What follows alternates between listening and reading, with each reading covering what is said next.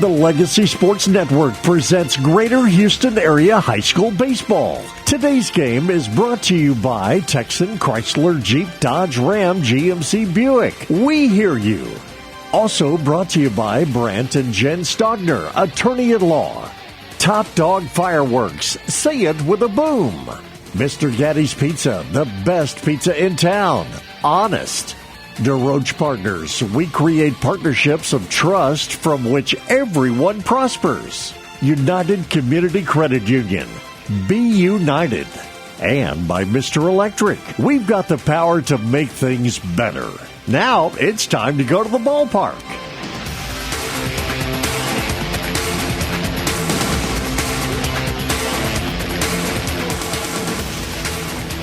Well, good evening, everybody, and welcome to Clear Falls Knights Baseball here on the Legacy Sports Network. Ryan Gentile here as the Clear Falls Knights take on the Dickinson Gators as we are live at Leland Williams Field at Dickinson High School.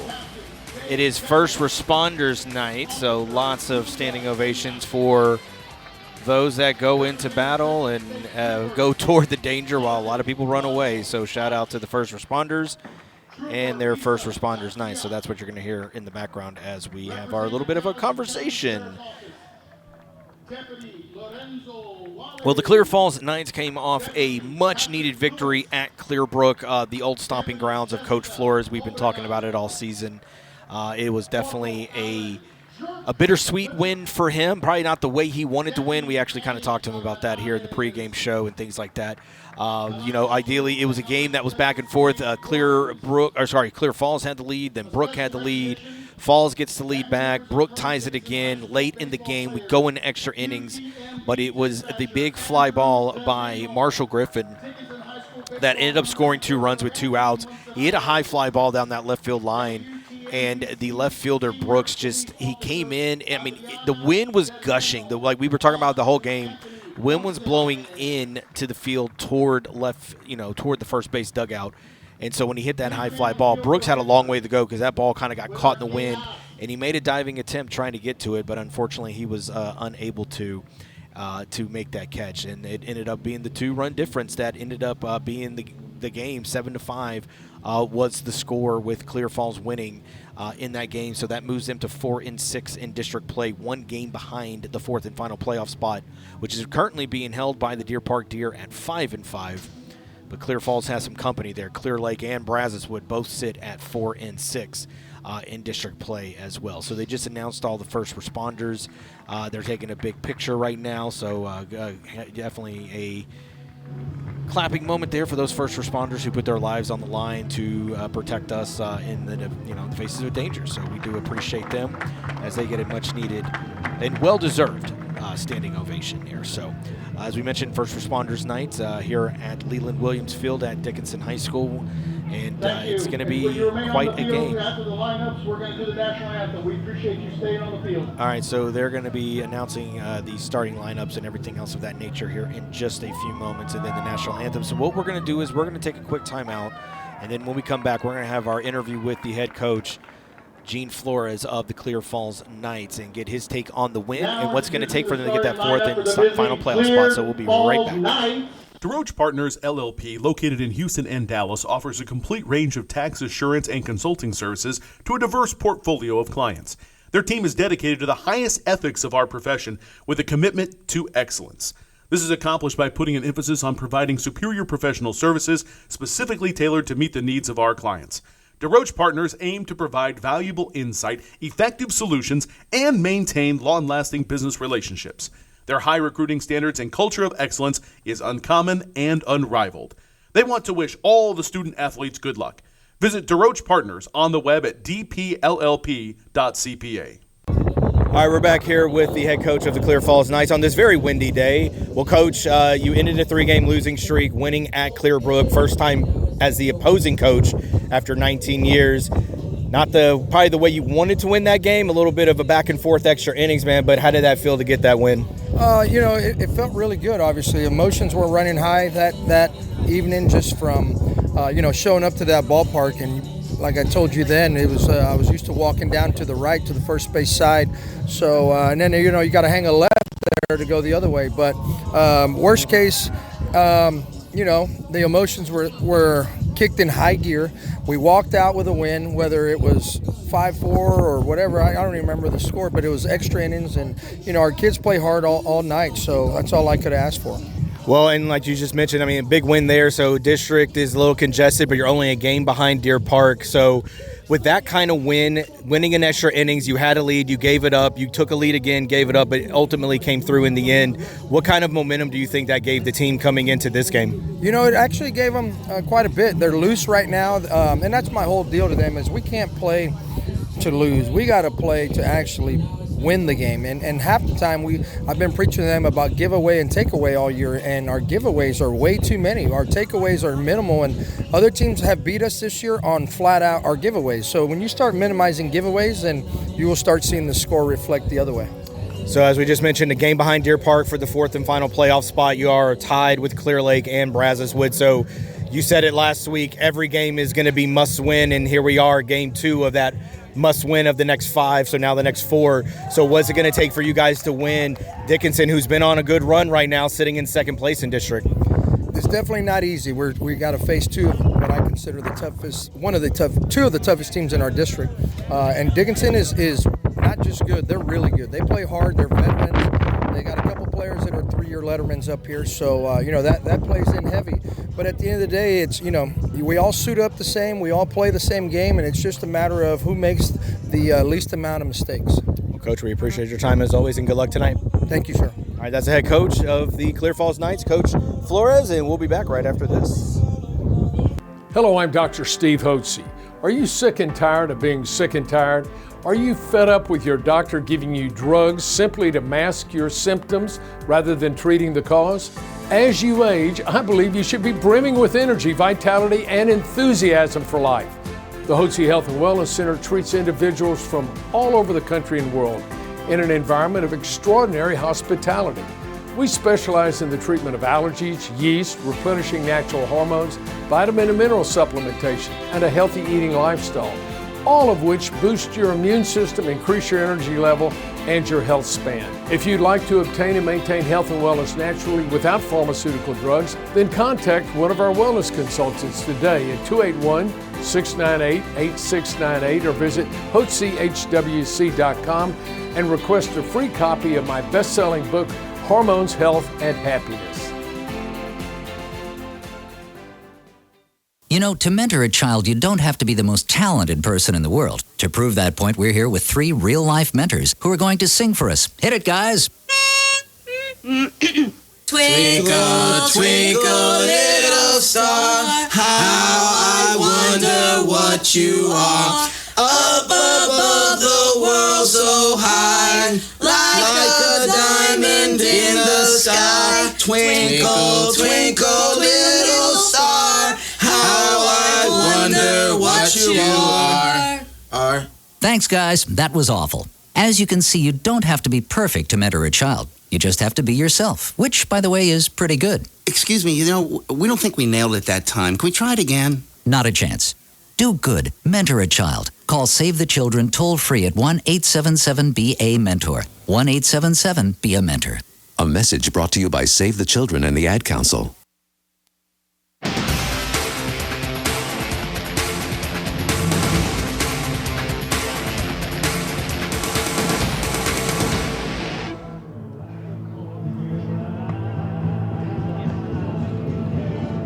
All right, we are moments away from first pitch, a little early here, between Dickinson Gators and the Clear Falls Knights. We'll go ahead and get your starting lineup for your Clear Falls Knights. Leading off is going to be the catcher, number 1, Robbie Frock. He's going to be followed by number 23, the shortstop, Tony Churka. Batting in the third spot is the third baseman, number 17, Kyle Narvaez. Batting in cleanup is the center fielder, number 22, Justin Pitcher. DHing tonight is going to be number 27, Sean Burgess. He's DHing for the pitcher, Andrew Moreno, number 26. Left fielder, number 4, Ryder Chilton, is going to be batting in the 6th spot. Second baseman, number 2, Marshall Griffin, bats 7th. In the 8th spot, first baseman, number 24, Everett Peterson. And rounding out the lineup is the right fielder, number 9, Logan Guthrie. All right, so we're about moments away. You got Chadwick on the mound tonight for the Dickinson Gators. You got Silva behind the plate. his battery mate for him here today. And got Ramirez at first, Hillebrand at second, Larios at shortstop, Munoz at third base, and then you got Harris, Monsavis, and Edison in your outfield. All right, first pitch underway is taken for strike one from Aubrey Frock, hitting .383 on the season. He was 1 for 4 in Thursday night's win, as that game had to be moved because of impending rain. He looks at another pitch for strike two. And we had some rain come our way this way. We thought we might be delayed a little bit, but it was literally just a small pocket that moved quickly, and that is strike three looking. 3 pitches, 3 strikes, and an out for Chadwick to start off this ball game for the Dickinson Gators. All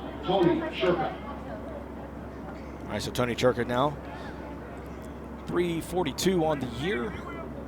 He was 0 for 2 Thursday night, was hit by a pitch, had a walk, and did score 2 runs. That was one of the deciding factors for the Clear Falls Knights, as he looks at a pitch down for ball one. So out of the 7 runs that the Knights scored against Clearbrook, 4 of those runs came across the board via a walk or a hit by pitch. And that's going to be a shot into left field. So Tony Churka, who's been a little bit on the schneid lately, picks up a hit early on in this game. Coming to the plate, number 17, the third baseman, Kyle Narvaez. All right, so you got Kyle Narvaez now coming up to the plate. He was 2 for 4 with an RBI, a walk, and a run scored Thursday, hitting .291 on the year. Top 3 leaders in RBIs for the Clear Falls Knights, all hitting the 2, 3, 4 spots. It is Churka, Narvaez, and pitcher, as the throwback to first, not in time.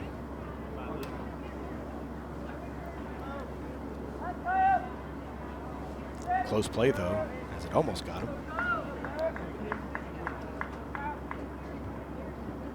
Pitch is high for ball 1. Yeah, so 4 of those 7 runs came across the plate because they earned a walk or a hit by a pitch. So taking advantage of those situations, but they were giving a lot of situations away to Clearbrook, where it almost cost them that game. Shot right back into the netting, right at our face. So evens the count at 1-1.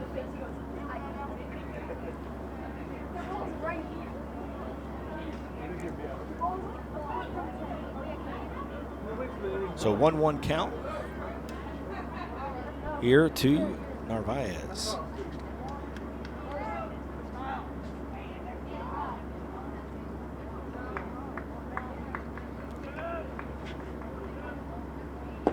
Swing and a miss. He's down in the count now, 1-2.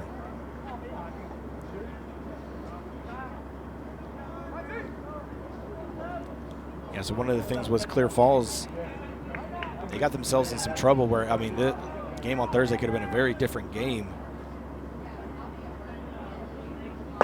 High and tied, throwback to first, though, not in time. Evens the count at 2-2 to Narvaez. But Clearbrook, 3 of the first 4 innings left the bases loaded to end those innings, 3 of those 4 innings. So they left 16 runners on base. Ooh, pickoff move to first, looked like got Churka.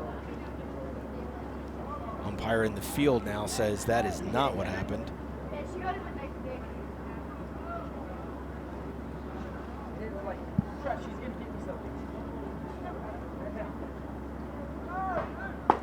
Pitch outside, runner going, and throws in time, and they're going to throw out Churka trying to steal second.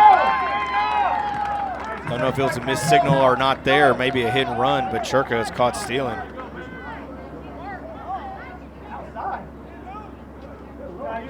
All right, so pitch was outside, so the count's going to be 3-2, I believe. Yeah, so it's full count, 3-2. Here to Narvaez.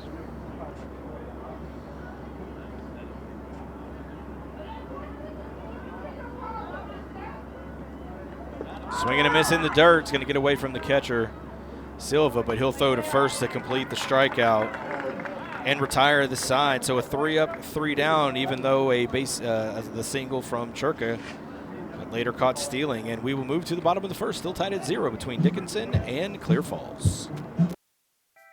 If you're tired of sorting through online directories and classified ads to find your perfect home, look no further than Elio Alanis and his team with the Alanis Real Estate Group.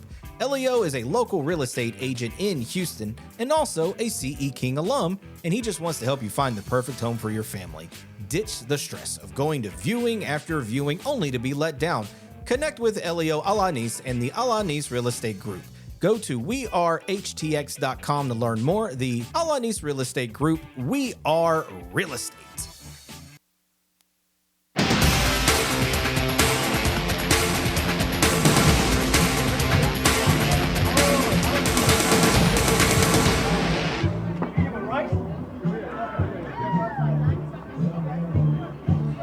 All right, bottom of the first inning, 0-0, still your score between Clear Falls and the Dickinson Gators. Andrew Moreno is on the mound tonight for the Knights. Frock will be behind the plate for him. You got Peterson at first base, Griffin at second, Narvaez at third, Churka at shortstop, and then left to right in your outfield is going to be Chilton, pitcher, and Guthrie. Christian Munoz will be leading things off here for the Dickinson Gators. He'll be followed by the shortstop, Sebastian Larios, and then it will be the first baseman, Isaac Ramirez. Aiden Edison is in the cleanup spot. Diego Silva is batting 5th, and then you have Cash Hillebrand in the 6th spot. Brady Chadwick batting 7th. Chris Jackson is the designated hitter tonight for Caden Harris, and then you have Anthony Monsivais in the 9th spot. Coming to the plate, the third baseman, number 7, Christian Munoz. So Dickinson wearing their home uniforms, the pinstripes with the blue sleeves kind of coming over their shoulders into the sleeve as well. That's the first pitch from Moreno is high and tight, brushed back. And they're going to say it hit him. Frock is kind of trying to get an explanation from the home plate umpire. Now here comes Flores saying ball didn't look like it hit him at all. And they're going to say hit by pitch. And now Flores wants an explanation. And now they're going to come talk to the field umpire, again, a second opinion. So already some controversy here to start this game off. And Flores is standing out with his hands on his hips, waiting for the explanation. I mean, Munoz did not react like the ball hit him at all. But he took off immediately. I'm assuming the home plate umpire said hit by pitch, and he said, all right, which, you know, that's what he should do. Let's wait and see exactly what the call is going to be, and I got a feeling Flores is not going to be happy with it. Yep, they're going to say he gets to stay at first, and Flores is not happy. At the plate, the shortstop, number 9, Sebastian Larios. Yeah, so we've talked about this all season long. Coach Flores, don't be wrong, he gets very animated with the umpires, but if they give him an explanation, then he says, okay, makes sense. You know, he might not like it, but he'll go with it. And then if he doesn't get an explanation he likes, he will let them know it. And we heard that a few weeks ago at Clear Springs when he literally yelled to the umpire to wake up, which we caught on the mic. That was hilarious. Didn't get that here, though, but yeah, very interesting. So hit by pitch to start this ball game off. And now showing bunch is Larios. And pull back, throw back to first, sweep tag, not in time, though. As Munoz was dancing on first and trying to get a lead to distract Moreno.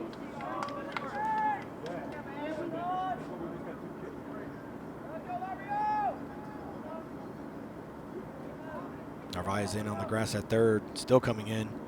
Bunt down the first base line. Moreno comes over, fields it, that's going to flip it to first for the first out of the inning. At the plate, number 17, the first baseman, Isaac Ramirez. All right, so Isaac Ramirez with the runner now in scoring position. Dickinson Gators looking to maintain pace with the Clear Creek Wildcats, who sit at 8-2 on top of district. Dickinson comes into tonight 7-3. So lots of congestion here in district play. These final 2 weeks are going to be massive for those teams trying to stay in the hunt.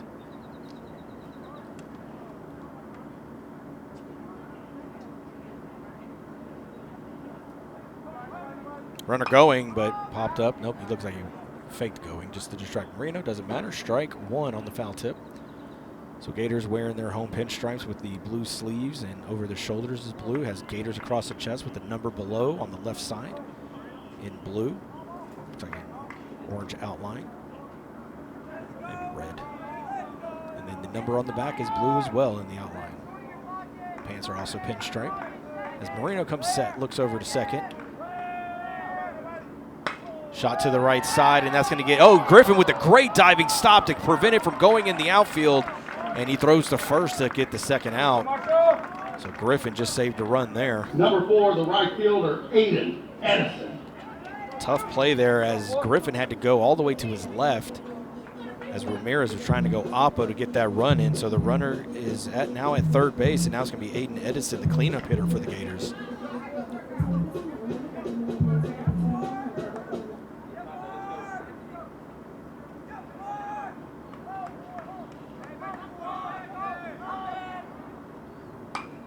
First pitch fouling off out of play.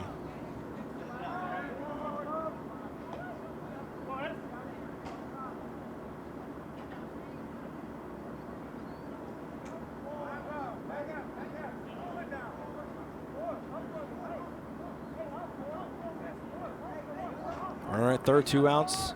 Moreno set at the buckle, and the 0-1 pitch is going to be popped up to left field. Dropping back is Chilton, still to the fence, and will make it on the warning track. As Edison missed a 2-run home run only by a few feet. And that will move us to the top of the second inning with the score still 0-0 between Clear Falls and Dickinson. Hello, this is Dr. Steve Hotze. Do you struggle with joint pain? Is your joint pain making your everyday activities a chore? You may have been told that surgery is your only option. God has given your body an amazing ability to heal itself. At the Hotze Health and Wellness Center, we can help your body tap into this ability, providing you with regenerative joint therapy so you can live pain-free. Call 281-698-8698 to schedule your free consultation. Imagine living pain-free without the need for joint replacement surgery. Our team at the Hotze Health and Wellness Center can offer you a natural approach to resolving your joint pain using regenerative joint therapy that promotes healing. Call the Hotze Health and Wellness Center now at 281-698-8698 to schedule your free consultation. That's 281-698-8698. Say goodbye to joint pain and get your life back. 281-698-8698.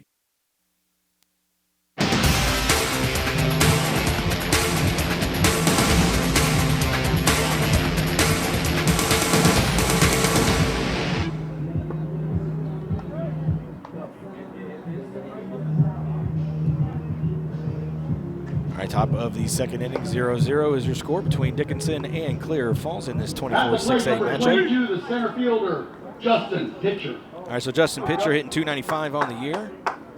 Will lead things off in this second inning. He went 1 for 4 with an RBI and a run scored and a strikeout back on Thursday night's game at Clearbrook. So as we mentioned, Dickinson looking to maintain pace with Clear Creek. Right now, Clear Springs sitting at 6-4, third in district, and Deer Park sitting at 5-5. And then you got Clear Falls, Lake, and Brazoswood all sitting at 4-6.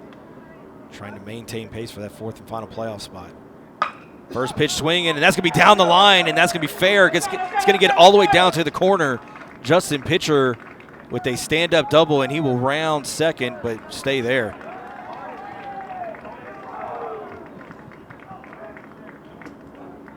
At the plate, number 27, the designated hitter, Sean Burgess. So Sean Burgess, the designated hitter. Had a good game on against Clearbrook, a game he's been kind of looking to get off the schneid there. He went 2 for 4 with an RBI, had a walk, a run scored. He likes to crowd that plate. Being a lefty, stands right at where that chalk line is. So we'll see how he does it here against the righty Chadwick, who just gave up a lead off double here in the second. He's going to look at a pitch that's going to miss for ball one. Corner infielders in for the Gators. That is Ramirez and Munoz. Now Munoz at third takes a few steps back, stays in the dirt, as does Ramirez at first.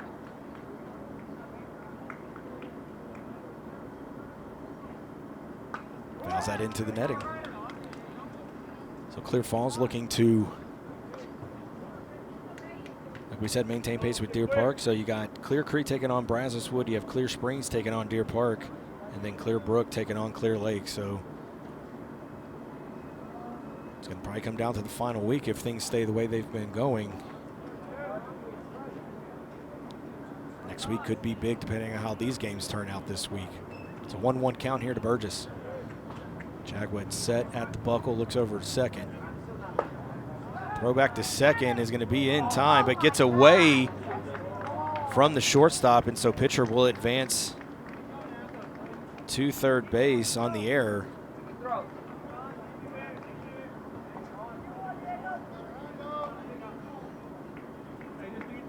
I mean, the throw looked like it was going to beat pitcher there. But the shortstop, Larios, I don't think he's quite saw it the way he was going to hop, and it got past him. So now the infield will come in on the grass with nobody out, runner at third. 2-1 count here to Burgess. Time is called from Silva behind home plate. This is where it's been in Jekyll and Hyde for the Knights, with runners in scoring position with 1 or no outs. So there's a swing and a miss by Burgess to even the count at 2. They either put together a few hits and get a few runs, or they just somehow do not manage to get any runs across the plate. And with a tough Dickinson team, they need to take advantage of this situation. Here's the 2-2. Miss outside, runs the count full, 3-2.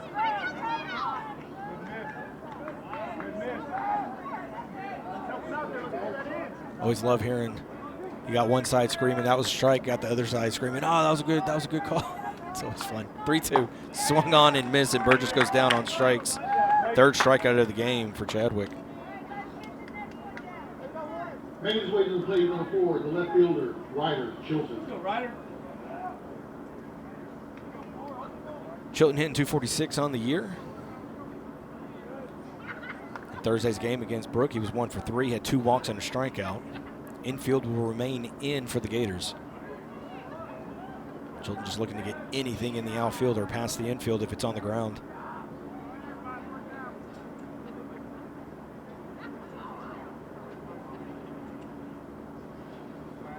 First pitch is down. Ball 1 here to Chilton.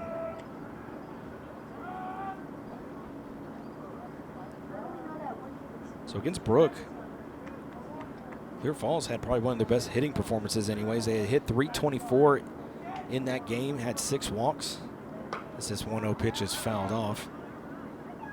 2 batters hit by pitches, but the only problem is they left 12 runners stranded. So we talked about how Clear Brook left 16 runners stranded as they had bases loaded 3 of the first 4 innings and didn't do anything with it. Clear Falls sometimes falls into that trap as well. Here's the 1-1, and that's going to be down 2-1. Good stop there by Silva to keep it at home plate.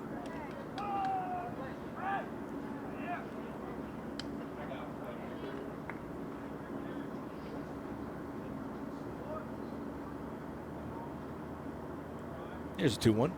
And he shows bunt, and here comes pitcher coming home with it. They flip it, but it's not going to be in time on the swim move by Justin Pitcher to get around the tag from Silva, as Chadwick did what he only could do and flip it right to his catcher. And if Pitcher doesn't make a swim move, he's probably tagged out.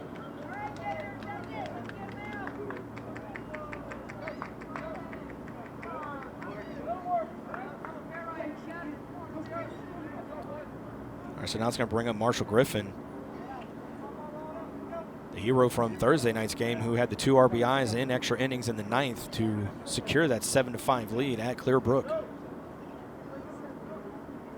First pitch in the dirt for ball 1.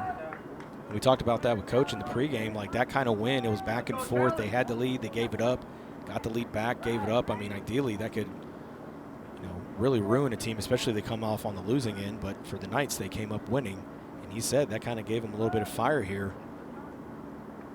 And right up the middle, but right to the shortstop, who's going to step at second, throw to first, and complete the 6-3 double play to end the inning. But Clear Falls takes advantage of a leadoff double by Justin Pitcher, who later comes around and scores, and they lead 1-0 as we move to the bottom of the second. Legacy Sports Network, now celebrating 18 years of broadcasting excellence. We are your home for local high school sports coverage. Expect excellent audio and video production.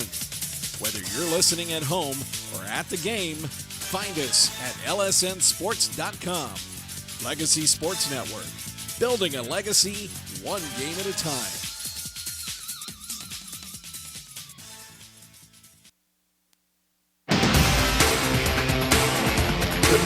Join our fundraiser at Raising Cane's.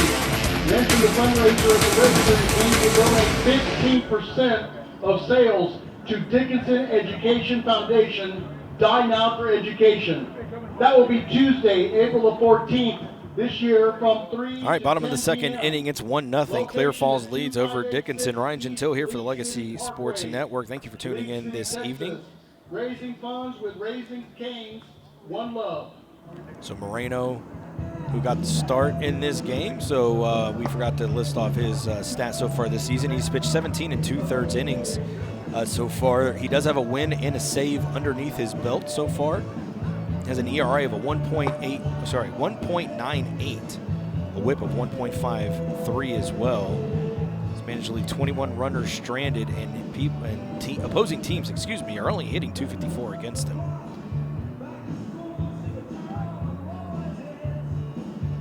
Coming to the plate, number Does have 11, 9 the catcher, strikeouts. Diego Silva. Does have 9 strikeouts on the season, so ideally probably would like to get to double digits here if he could, as he gets to start here on this Tuesday evening. And it's going to be Diego Silva, the catcher, leading things off for the Gators in the bottom of the second inning. First pitch swinging into the netting for strike one. Clear Falls wearing their road gray pants with the green stripe down the side and their black jersey tops with the numbers on the bottom right-hand side of the jersey and the Clear Falls logo on the left side over their heart. And this is going to be shot into right field. Guthrie comes up with it, throws it to first, trying to kind of deke out Silva. He was not falling for it as he was hustling the whole way. We have a single to lead off the bottom of the second for the Gators. Hildebrand. So Hildebrand now coming to the plate.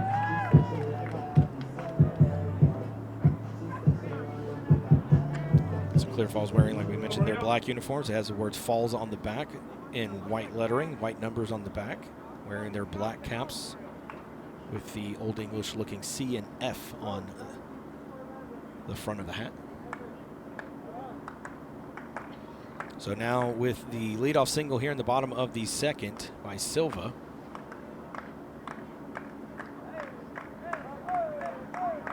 And we have Cameron Dunham, the courtesy runner now for Silva, as he is the catcher.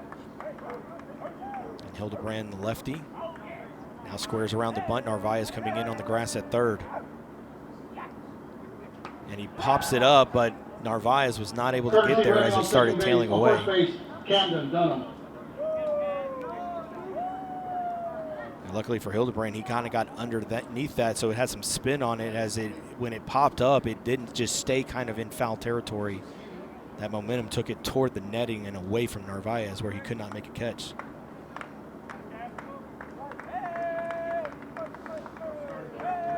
So he'll square around the show bunt once again. Narvaez way in, and now a bunt that's fouled off toward us in the press box, so 0-2 here to Hildebrand.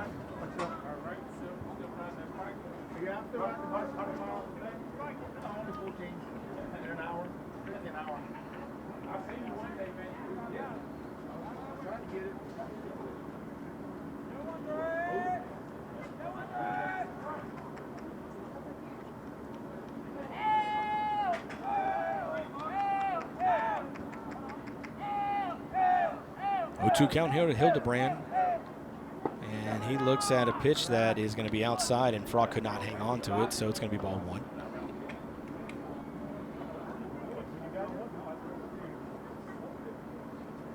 So we had some rain just before the game got started, a rain pocket literally just over us, no other rain around. It is cleared up now. That's 1-2. Is going to miss inside, looks a little bit low for ball two. So lots of dark rain clouds beyond the right field side, but a little clearer. You can look straight up anyways if you look out. Definitely some dark clouds there, but I don't think any more rain in the forecast. So this game should complete as needed on time, as it's a 2-2 count. Nobody out, runner at first for Dickinson. And he looks at a pitch low, ball 3. Frock looking back, asking him if it was down. Umpire shaking his head, yeah, it was a little bit down. Frock popped up anticipating Dunham trying to steal second. All right, so 3-2 count, nobody out, runner at first.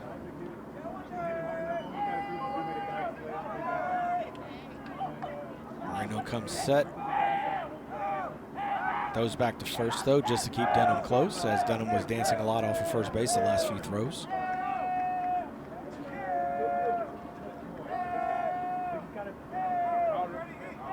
Gators on the first base side with the home side dugout. Falls on the third base side. 3-2 pitch, and it's going to be fouled off into the netting. So battle here between Hillebrand as he fouled off the first 2 bunt attempts, and then looked at 3 straight balls that were a little close to the strike zone, but not close enough to get a call, and now foul tips the next pitch.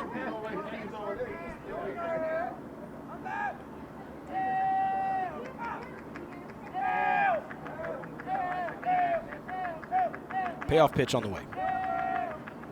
And that one caught the zone for strike 3, and Hillebrand will go down looking on strikes. First strikeout of the game for Andrew Moreno in his 10th for the season. Number 3, the king of the hill, Brady Chadwick. So Brady Chadwick, the pitcher, now comes to the plate. Trying to help his own cause here with runner at first.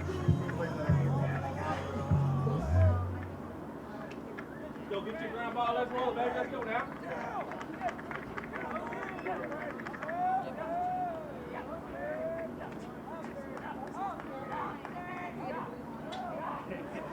First pitch is popped up, and this is going to get behind us in the press box for strike 1. As Coach Flores comes out, he's talking to Moreno. Flores being a former pitcher himself, drafted by the Red Sox. Made it to the minor league system. Kind of telling him maybe his release point with those type of pitches. Fouled off once again, 0-2.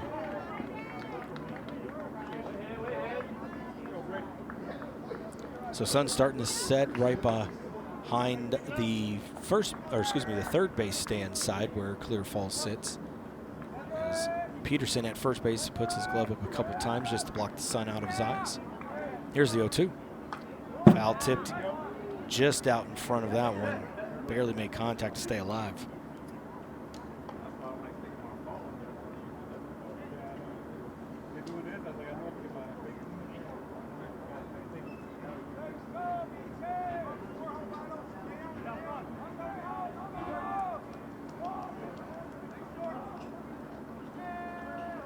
Moreno set. Here's the 0-2. Fly ball down the right field line, but Guthrie is there. He comes charging in as that wind looked like it caught it, but he does make the catch for the second out. Number 5, the DH, Chris Jackson. All right, so designated hitter Chris Jackson now comes to the plate.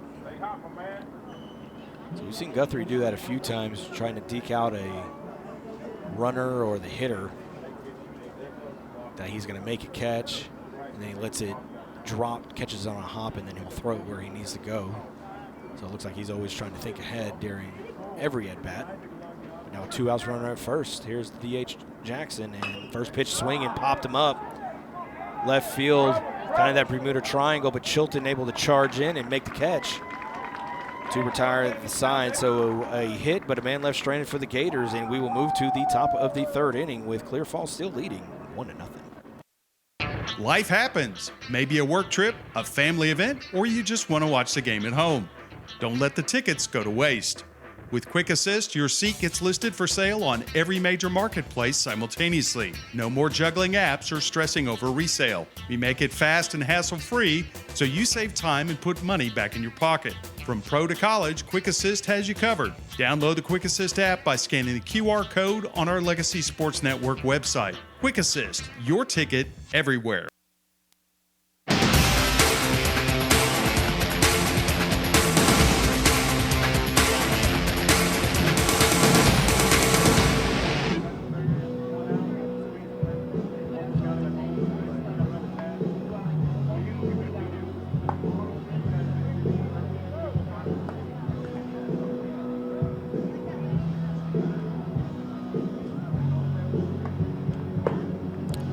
right, top of the third inning, 1-0 is your score. Clear Falls leading over the Dickinson Gators. 2-4, the first baseman, Everett Pedersen. All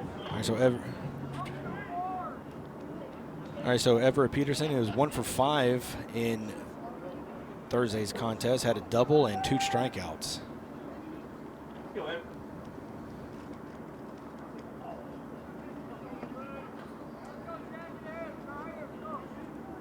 So Chadwick working out the windup here as we get this third inning started. Long exchange between him and Silva, and finally time called by Peterson.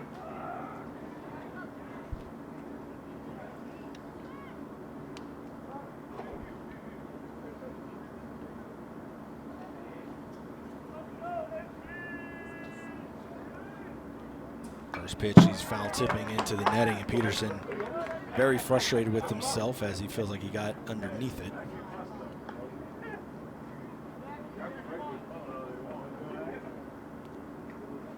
Coach Flores giving him some tips from that third base coach's box. Foul tipped into the netting. Quickly down the count, 0-2. I think that was Hillebrand. Tell you what happened here in a second. That's the 0-2 pitch, and he's going to go down looking on strikes. 4th strikeout of the game for Chadwick. Right fielder, Logan Guthrie. And he's had a strikeout every inning so far. And now it's going to be Logan Guthrie. Yeah, so Cade Holyfield was running to get that foul tip. And he tried to beat out, it looks like one of his buddies over on the Dickinson side, so that was pretty funny. As Logan Guthrie now comes to the plate. First pitch inside, brushes him back. Guthrie hitting .214 on the season so far. He was 1 for 4 an RBI and a walk in Thursday's contest.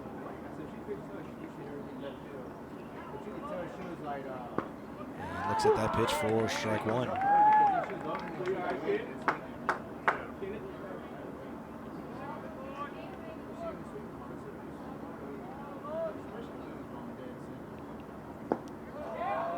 One down in the dirt, checking his swing is Guthrie. They try to get there. They look for an appeal down to first base, but he says he did not go.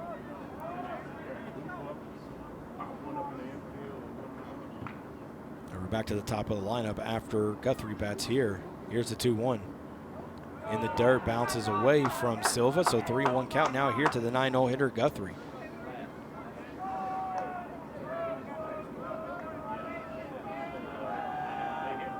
Guthrie getting some more opportunities because of injuries this season to a couple of players on the varsity team that were seniors. 3-1 pitch is going to miss outside, so Guthrie works himself a walk. Back to the lineup, top of the lineup for number 1, the catcher, Aubrey Frock. So Aubrey Frock now struck out looking back in the first inning, looking at 3 straight pitches. Didn't even swing the bat. So we'll see what he does here as he makes this approach. We'll see if Flores has the bunt on. As we mentioned, Guthrie getting some more opportunities, and he's made some spectacular defensive plays in the outfield so far this season. As we mentioned, he likes to deke out some players, make it look like he's about to make a catch if there's a runner at first, and then next thing you know, he lets it drop and he guns him out at second base. Pitch down in the dirt for ball 1. We've seen him make some spectacular diving plays as well. So as we mentioned, getting a chance to make the most of his opportunities so far this season.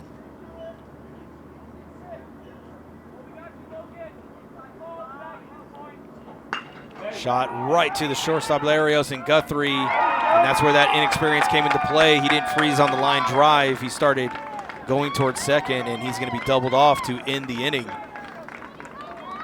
So a walk and a double play ends the top of the third inning with the Clear Falls Knights still leading 1-0 over the Dickinson Gators. Alvin and the Chipmunks want to remind you to keep bacteria in food from making you ill with 4 simple steps. This will be a walk in the park. Clean. Wash hands and surfaces often. I'm waiting for the rinse cycle. Separate. Keep raw meats away from ready-to-eat foods. Yep. Cook. Make sure meat, poultry, and seafood is cooked to the right temperature. Fire in the hole! and chill. Refrigerate food promptly. Check your steps at foodsafety.gov. Brought to you by the USDA, HHS, and the Ad Council. The road trip to food safety starts at foodsafety.gov.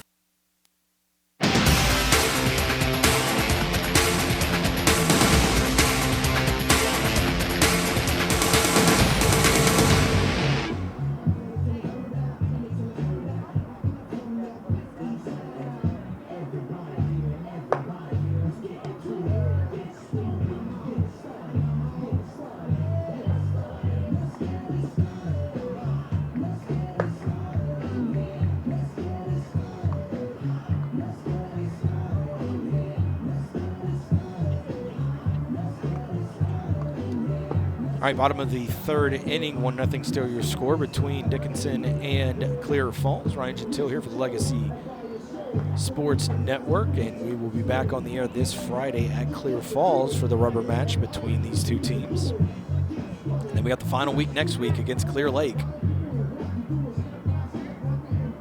And if Clear Falls makes the playoffs, we will follow them as far as they go. So make sure you tune in right here to Legacy Sports Network for all the action, and make sure you let your family and friends know if they're not able to attend any of the games. We do archive the games as well. We haven't been able to archive the last 3 games, so we'll be sure to do that. We got that up and running, so, and then we'll have this game hopefully archived. You know, so the last 3 games, including this one, should be archived for you to share with family and friends. Hopefully sometime by tomorrow at the latest.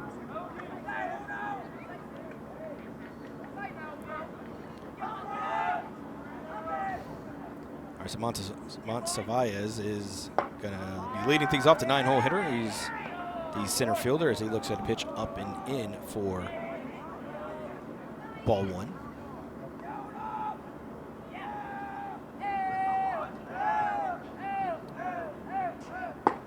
And looks at that pitch on the outside part of the plate for strike 1. All right, so it's going to be the 9-hole hitter leading things off, and then it's back to the top of the lineup with Munoz and Larios.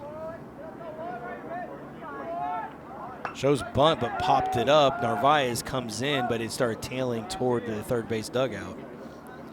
That's twice Narvaez came in trying to catch a pop-up bunt, and it just started tailing away from him.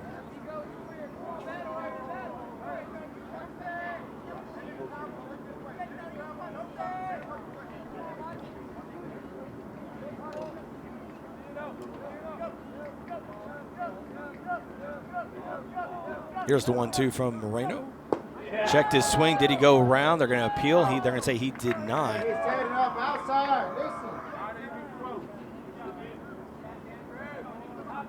So Montsavallez is looking at a 2-2 count after the check swing. 2-2 pitch, breaking pitch, misses inside. Moreno hopping up and down. He wanted the call. Thought he made a good pitch. He's shaking his head. He doesn't agree. So 3-2 count here to the 9-hole hitter. Payoff pitch. Chopper right to the shortstop, Churka. He will throw to first, and it's a high throw. Montsavallez was hustling down the line. Even if the throw's not high, that's going to be a very, very close play. Number 7, the third baseman, Christian Munoz. So we're just going to have to chalk that up to the speed of Montsavallez. It wasn't a high chopper, but it was chopped high enough where Churka had to kind of wait for it to come to him on the hop.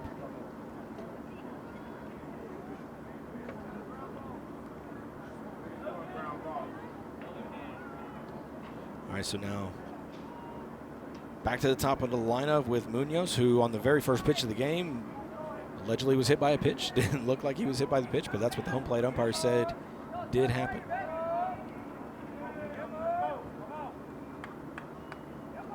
Nobody out. Munoz is going to show bunt. Pulls back as Moreno is delivering the pitch, and the pitch is high for ball 1. Almost in the exact same spot he saw the first pitch in the first inning. Narvaez in on the grass, anticipating the bunt. Pitch in again, 2-0.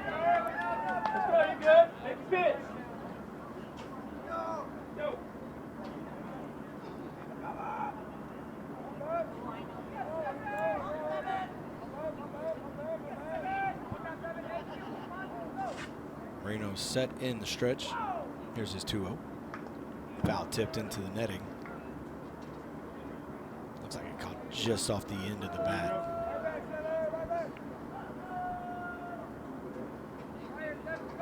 So there's an American flag in just beyond left field, a little bit left center field near the scoreboard. And it is whipping out really, so it looks like the wind's coming in from right field and blowing out toward the foul pole at left field.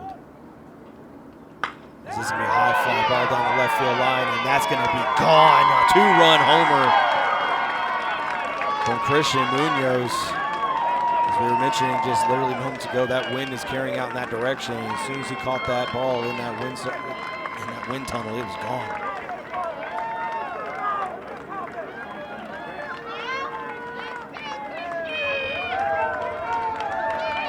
And it is now a 2-1 lead here for the Dickinson Gators.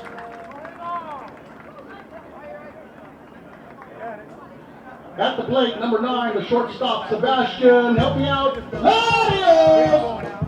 All right, so Larios, no official at bat as he had a sac bunt back in the first inning.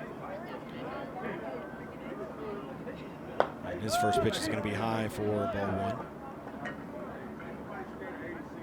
Coach Flores mentioned it in the pregame. This is a very tough Dickinson Gators team as they are sitting in second place in district play. And now this is going to be a little pop-up in the shallow center field, and it's going to drop in, kind of hitting that no man's land where the shortstop can't get to it, nor the center fielder. So Churka gave it a run, but he just could not get there, and it's a 3 straight hits for the Dickinson Gators. And now Coach Flores can come out and talk to Moreno. So as we just mentioned, yeah, so Dickinson looking to maintain pace with Clear Creek sitting at 8-2 at top of district. Dickinson at 7-3, so 1 game back.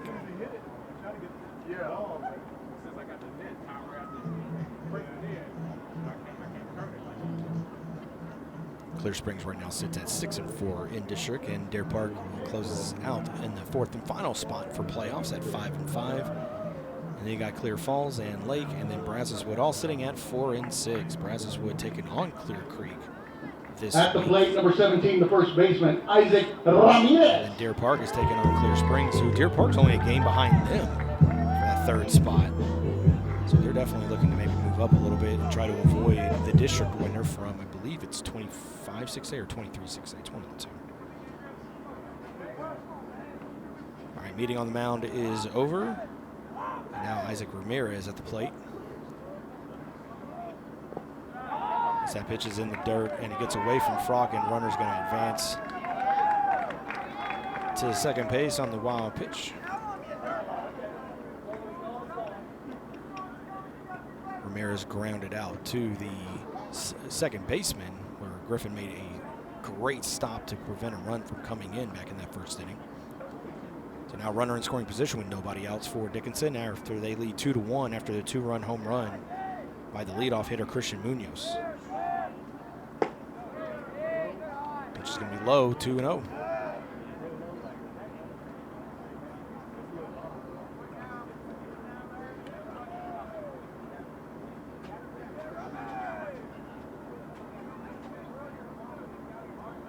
All right, long exchange there between Frock and Moreno. Now he's set in stretch, looks over to second base, and that pitch is going to be low and away, 3-0. So after giving up the 2-run home run, Moreno's had a little bit of trouble finding the zone. Giving up a single to Larios, and now Ramirez has looked at 3 straight balls.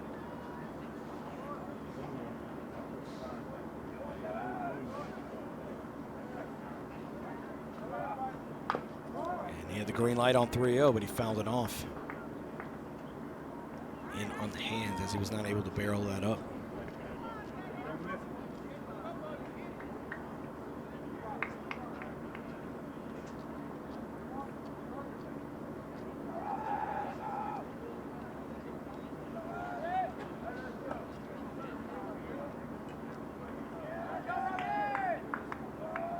Runner at second, nobody out. Here's the 3-1.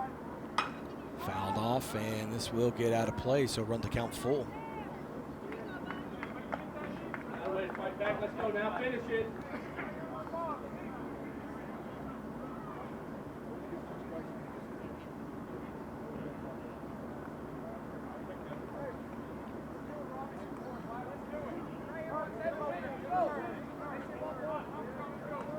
Moreno looking for a strikeout or maybe even pop up here. The 3-2 count, nobody out, and a runner at second. Here comes the payoff pitch. It's going to be a shot to the right side. This time Griffin's not able to get there.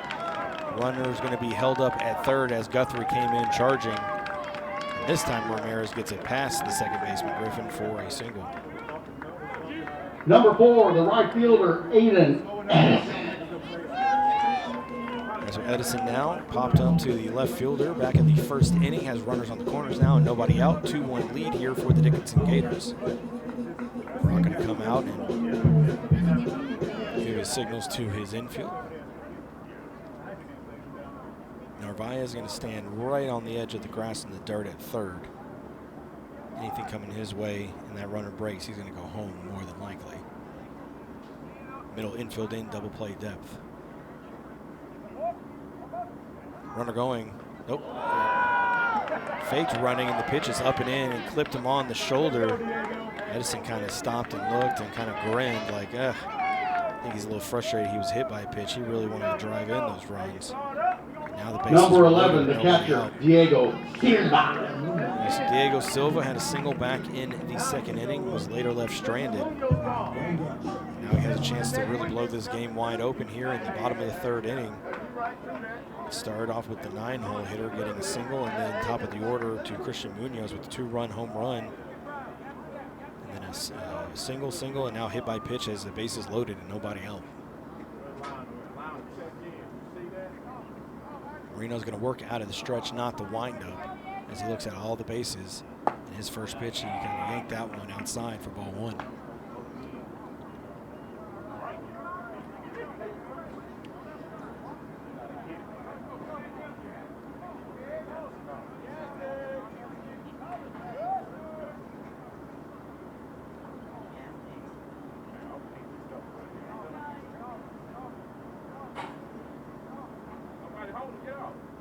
Pitch is swung on and missed. Evens the count at 1-1.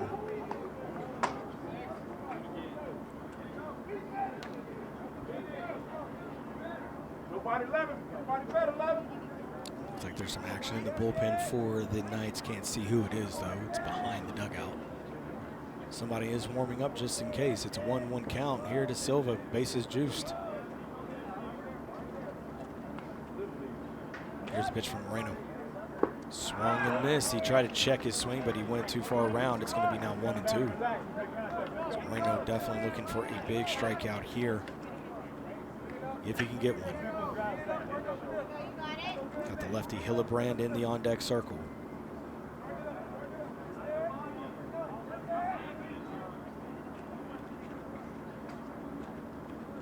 Here's the 1-2. Popped him up into the outfield, and this is going to go into right center field, but it's caught by pitcher. The runner will score from third on the tag up. And a sacrifice fly for Silva will extend this lead to 3-1 for Dickinson.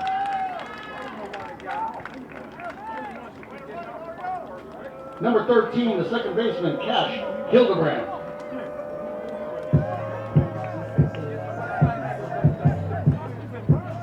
So Cash Hildebrand struck out looking back in the second inning. So pitcher able to get over into right center field. He got that ball in very quickly to keep the runners at second and first, so they were not able to advance, but it is now one out, and now Frock's going to call time and come out and signal out to his infield. Probably anticipating possibly a double steal.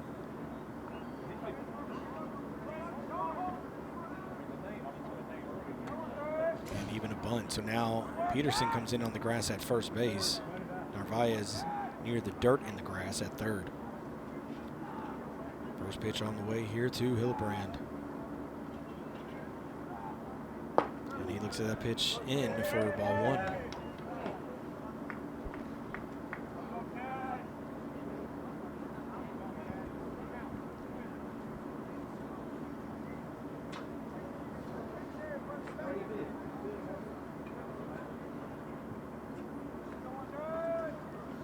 right, long exchange here between Moreno and Frog. Now they have the pitch. Comes set, looks over at second. And that pitch is going to catch the zone for strike one to even things up.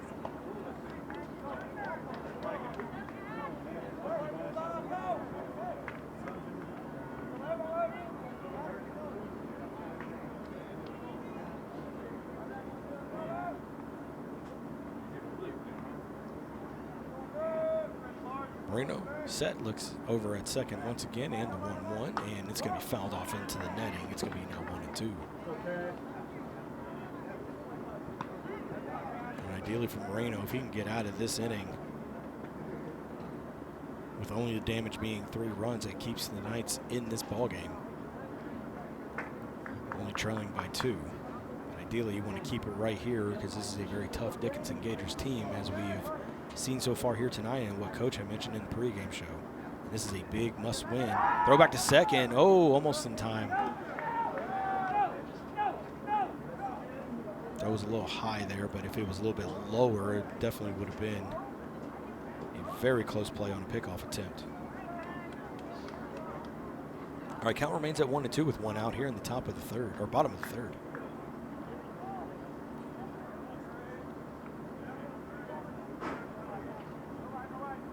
2 pitch. He's going to miss inside. It's going to even things up at 2-2.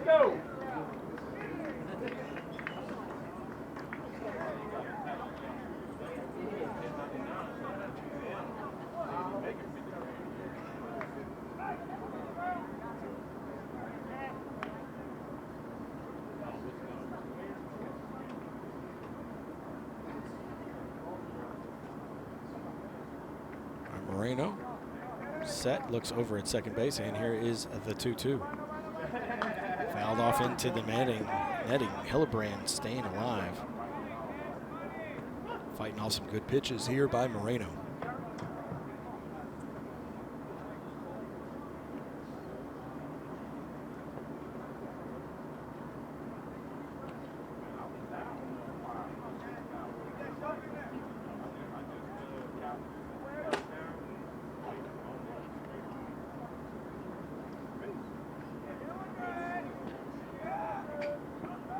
Long exchange between Moreno and Frock once again. Now he has the pitch, and nope, he's going to step over and look back the runner to second base.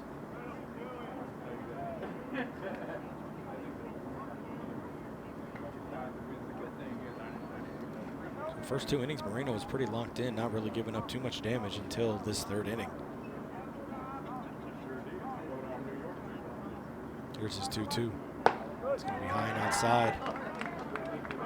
So count runs full. Got Brady Chadwick, the pitcher, in the on-deck circle. Probably love nothing more than to help his own cause. He can get an opportunity with the bases loaded. 3-2 count with 1 out. Runners at first and second, and here comes the payoff pitch. Fouled off and out of play over the third base dugout. So good battle here between Hillebrand and Moreno. Nobody better than you. I see you on first. You can hear some of the parents out there saying there's nobody better than you. You gotta love it, man. You gotta run. High school parents are the best, let me tell you. They're fun to listen to with these crowd mics sometimes. Gotta keep my finger on the button though, just in case language gets a little colorful. Here's a 3-2 pitch on the way from Moreno. Fouled off again as Hillebrand and Moreno are just in a battle. Big fight, big fight. 5 minutes of ball. Yeah, Hillebrand didn't really look like he knew what Moreno was going to throw at him as he looked at a strike 3 call back in the 2nd inning. Looks like he's found his timing and his rhythm from Moreno as he's fouled off multiple pitches to stay alive with this 3-2 count. Runners at first and second and 1 out. Here in the bottom of the 3rd. Here comes the payoff pitch from Moreno. Yeah. Down and in. It's going to be ball 4. All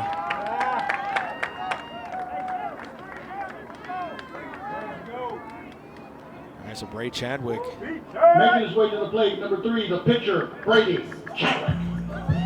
So Chadwick, anytime you're a pitcher on the mound and you get a chance to bat with runner in scoring position, you're always itching to try to help your own cause there. And now he has a chance with the bases loaded and only one out. Depending on the pitcher, sometimes those pitchers get a little too aggressive, trying to drive in some runs to help their own cause. So we'll see how Chadwick approaches this at bat with Moreno. Corner infield in on the grass. Anything their way, they're coming home. Middle infield in double plate depth for the Knights. First pitch is yanked in the dirt. Good stop by Frock to keep it right in front of him and the runners where they are.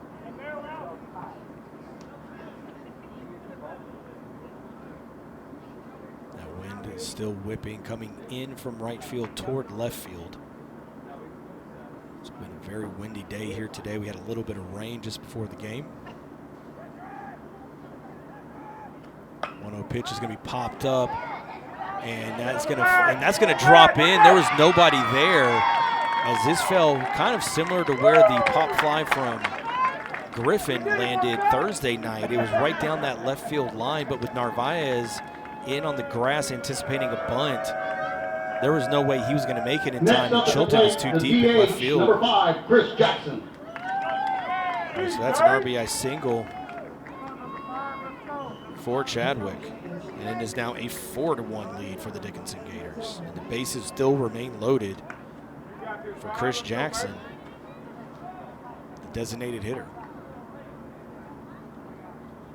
So Gators have batted around. It was Anthony Monsiváis that led things off. It was a close, a very close, not called third strike that led to him being able to get that single that kick-started this big inning for the Dickinson Gators, where they now lead 4-0. All 4 runs coming in the bottom of this third inning. So Moreno still working out of the stretch. Curveball's popped up, and it will get out of play over our heads. Land on top of something, and it made a loud boom. Sound like some thunder.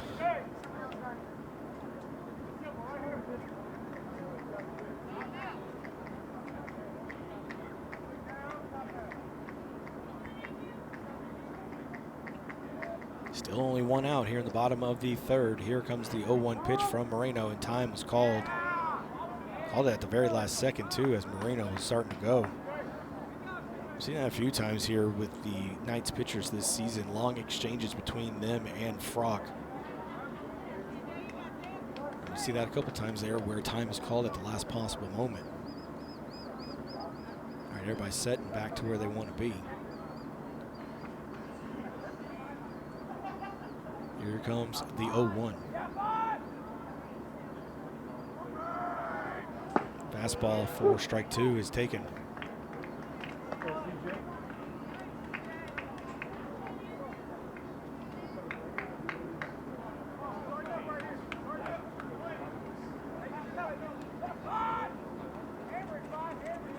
All right, Moreno ahead, 0-2 here with 1 out and the bases loaded. To the 8-hole hitter.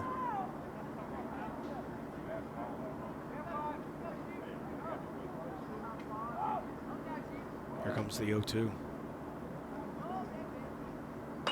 Popped him up on the infield. Infield fly rule is called for the second out.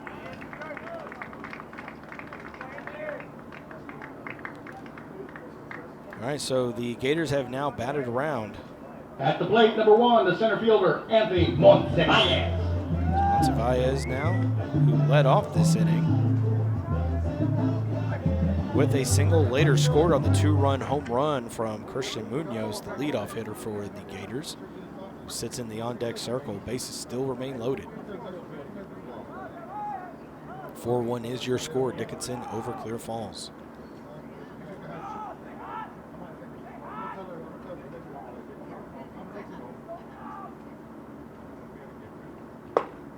Pitch high and in, ball 1.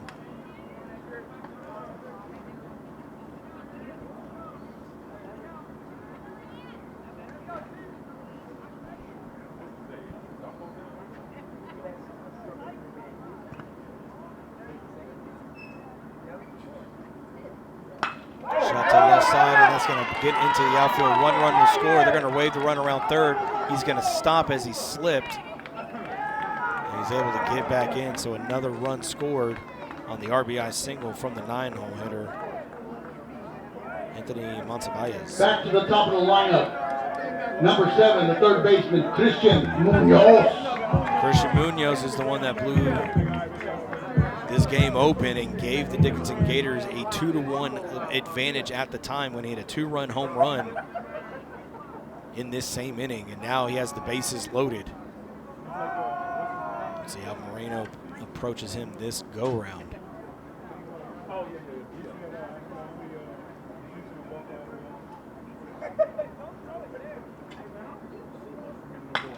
Shot to left field is going to drop in. 1 run's going to score. They're going to wave the runner home. Throw is going to be cut off by Narvaez. And that is a 2 RBI single from Munoz to extend this lead now to 7-1 for the Gators.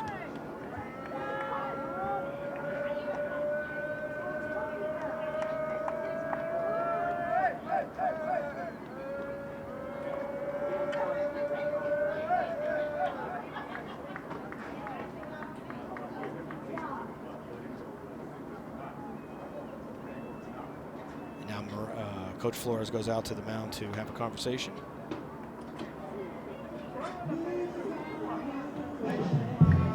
With his infield, and it looks like frustrated with some of the pitch selections there, but Moreno is going to come out of this ball game, and it looks like it is going to be Miles August coming in. Not sure if he's going to be pitching or coming in defensively. It might be Churka coming in. Anyways, we'll find out who's coming in, and as we take a quick timeout with the Dickinson Gators leading 7-1 as we're still in the bottom of the 3rd inning. We've got the power to make things right. Mr. Electric will show you the light. Looking for electrical help you can count on? Switch to Mr. Electric. We have some of the best trained electricians in the business, and they're ready to help you with any project, big or small. Best of all, with Mr. Electric, our work is 100% guaranteed. That's why so many people trust Mr. Electric. We've got the power to make things better. Mr. Electric.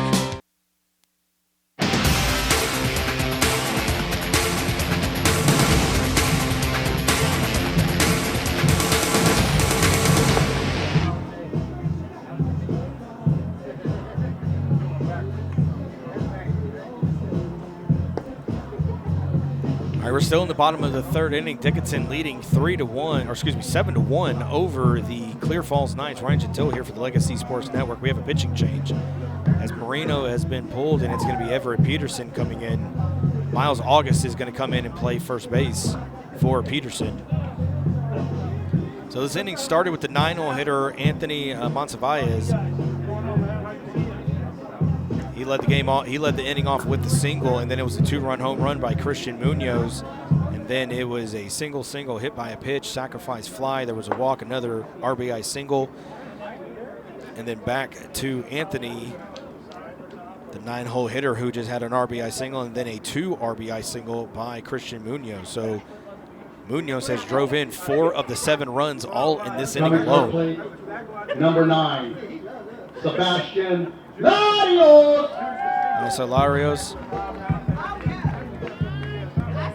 had a single, advanced to second on a wild pitch, later scored a run in this inning. So getting his second plate appearance as well, with the new pitcher Peterson coming in.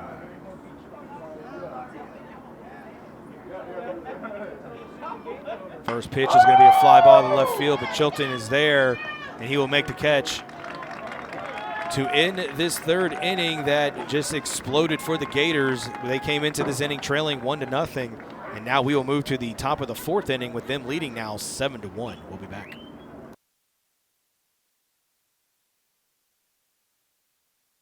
Real cheese, real hot, real taste is what we've got. Real fresh, real fast. All those other pizzas are a thing of the past. Mr. Gatti's Pizza in Houston on Uvalde Road offers a wide selection on their daily fast feast, all-you-can-eat pizza, pasta, salad, and dessert buffet. Don't forget about the entertainment center for the kids. Games, and games. Open for lunch or dinner. Gotta get Gatti's. Mr. Gatti's Pizza, the best pizza in town. Honest.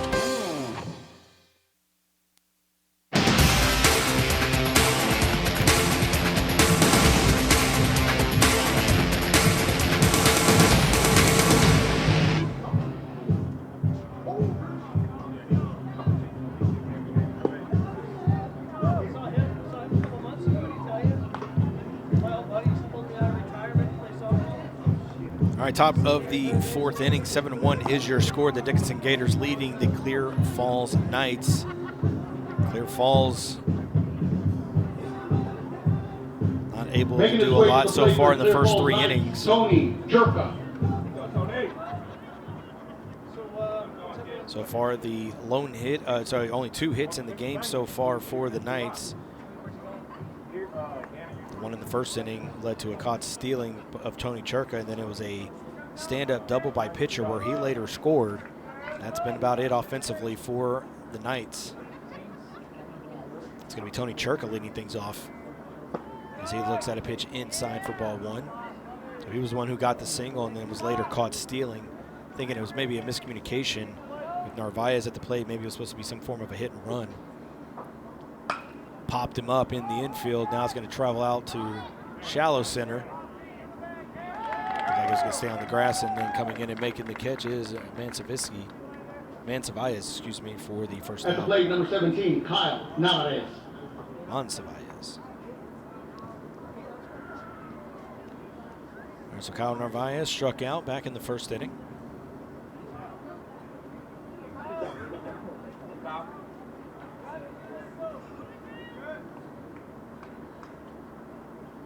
First pitch is in the dirt for ball 1.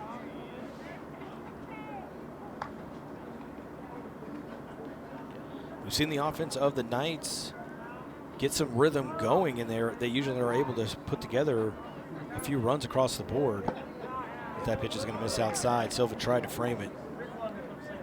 So ideally here, you're not going to get 6 runs in just one at bat. You just got to kind of chip away here. You still got plenty of time here as we're only in the top of the 4th. This is going to be shot right to the second baseman. Slides on one knee, backhands it, throws to first for the second out. Good defensive play there by Hillebrand. Now batting number 22, Justin Pitcher. All right, so quick 2 outs here, and now it's going to be Justin Pitcher, as we mentioned, led off the second inning with a stand-up double. Later came to score on the single by Ryder Chilton.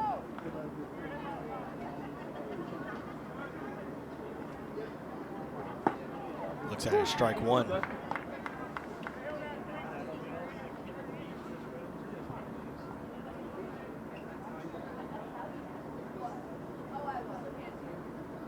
Curveball is going to be in the zone for strike 2. Pitcher not really liking the call there. Thought it might have been a little bit high as he has a brief conversation with the home plate umpire.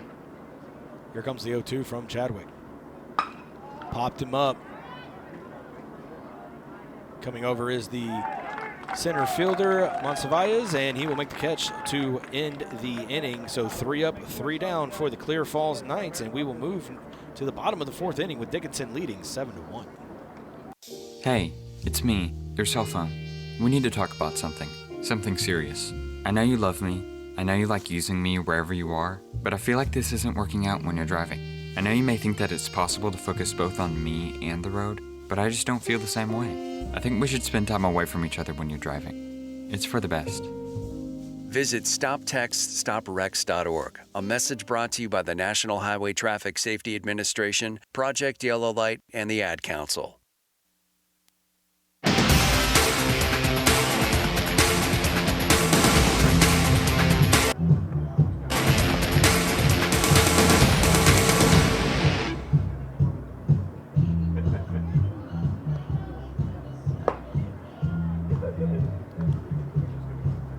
All right, bottom of the 4th inning, and it is the Dickinson Gators leading 7-1. Coming up to the plate, number 17, the first baseman, Isaac Ramirez. And if it feels like Dickinson just batted, that's because they did. That was a quick 3 up, 3 down for the Clear Falls Knights, and now it's going to be Isaac Ramirez.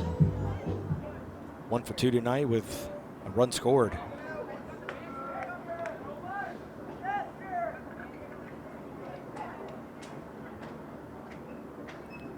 Everett Peterson has come in relief for Andrew Moreno. And first pitch is a curveball, but he got out in front of it as he fouls it down the third base line. Miles August came in defensively at first base for Peterson.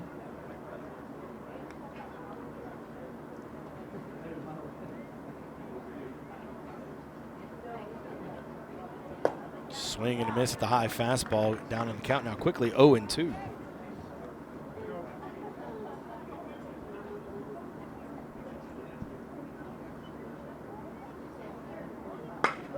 Fly ball to center field, and pitcher comes in and he catches it on a hop.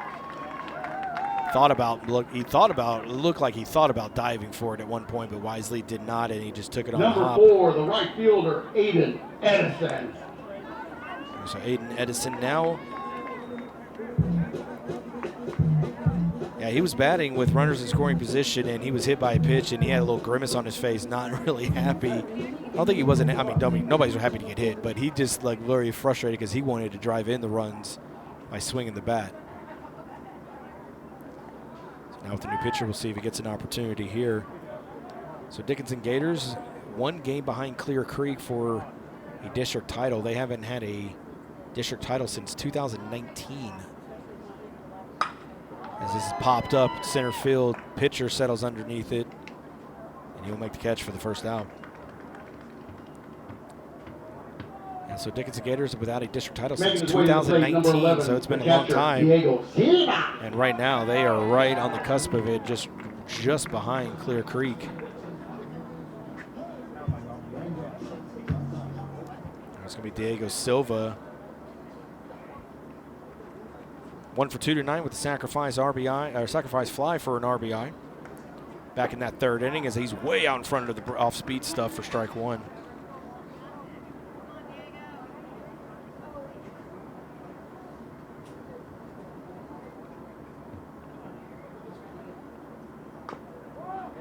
As he foul tips that behind home plate. So for Dickinson, they're going to finish the season next week against Deer Park. And for Clear Creek, they are going to finish against Clear Springs. So at the moment, the top 4 teams, if they stay exactly where they are going to be playing each other as the throwback is not in time.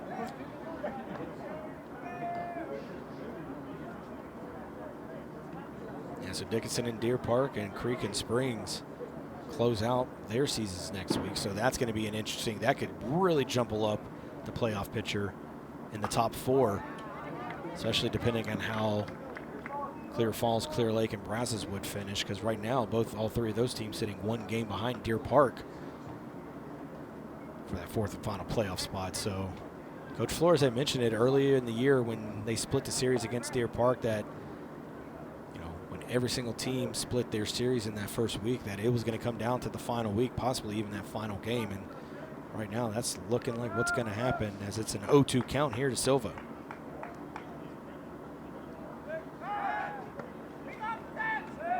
So Peterson with that nonchalant throw back to first. We've seen that a few times, and then every now and then he'll just have a quick pickoff move. I think it's usually a game of cat and mouse. He wants him to think it's not a strong move, and then he'll turn around and whip one in. Pitch is high for ball 1. Frock thought about throwing down at first, but did not.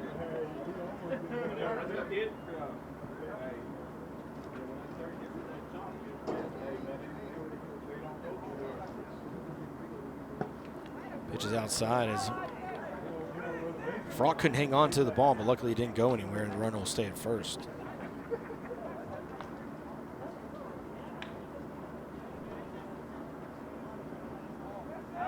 Two-2 pitch. In the dirt and away.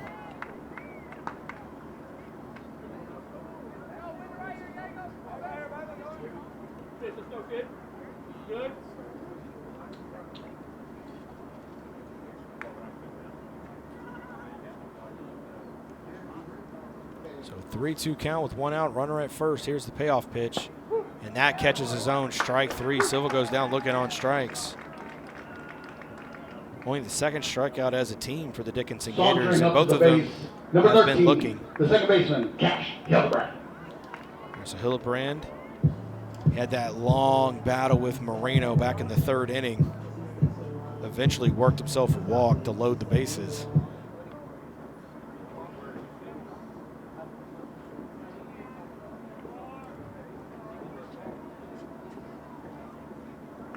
First pitch from Peterson's going to be way outside to the lefty Hillebrand for ball 1.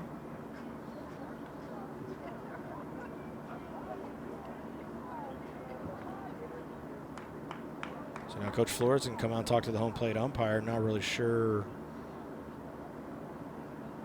what about. I think he's like Peterson maybe is grimacing a little bit. He wants to talk to him and see maybe if he hurt himself, but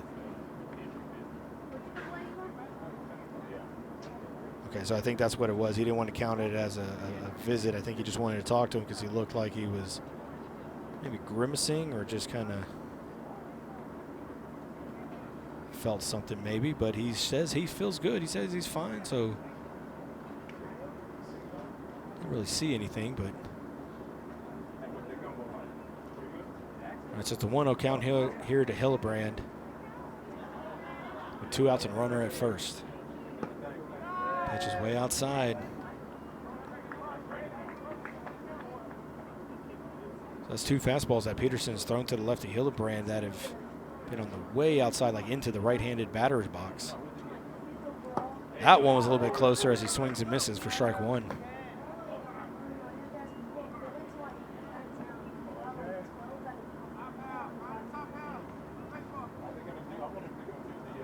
Snap back throw to first, not in time.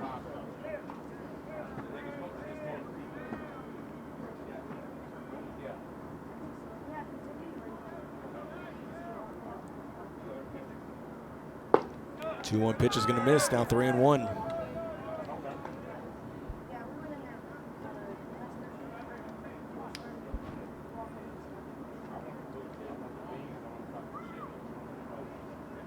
Swing and a miss, now 3-2 here to Hillebrand.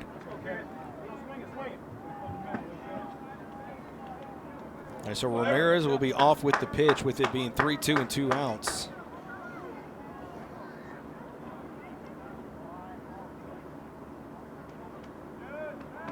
Throw back to first just to see if maybe they catch him trying to lean a little bit early. He does not.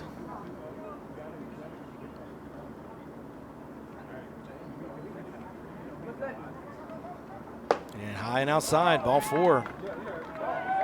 So back-to-back walks now by Hillebrand. Number 3, the pitcher, Brady Chadwick. Back-to-back at-bats, Hillebrand with his walks, and now it's going to be Brady Chadwick, the pitcher, with once again another opportunity to help his own cause with the runner in scoring position. He had an RBI single back in that big 3rd inning.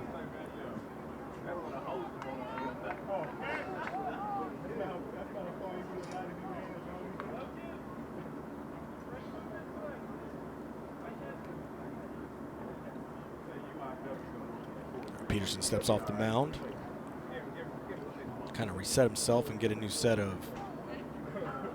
signals and pitches. Now he comes set and popped up, and this is going to be drifting toward the dugout of, and leaning over is August, and he leaned over the railing to make the catch in the Dickinson Gators dugout. First base coach is kind of having a laugh with them as he reached over, and that will retire the side. So 2 men left stranded, no runs come across the plate, but Dickinson still leads 7-1.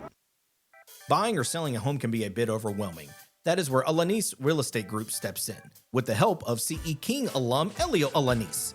From the city to the suburbs and the greater Houston area, you can trust Elio Alanis. He'll work with you to find what best fits your needs, your goals, and more importantly, your budget. Elio Alanis has a reputation for exceptional customer service and making your home buying or selling experience a smooth transaction. Visit him on the web at wearehtx.com. The Alanis Real Estate Group. We are real estate.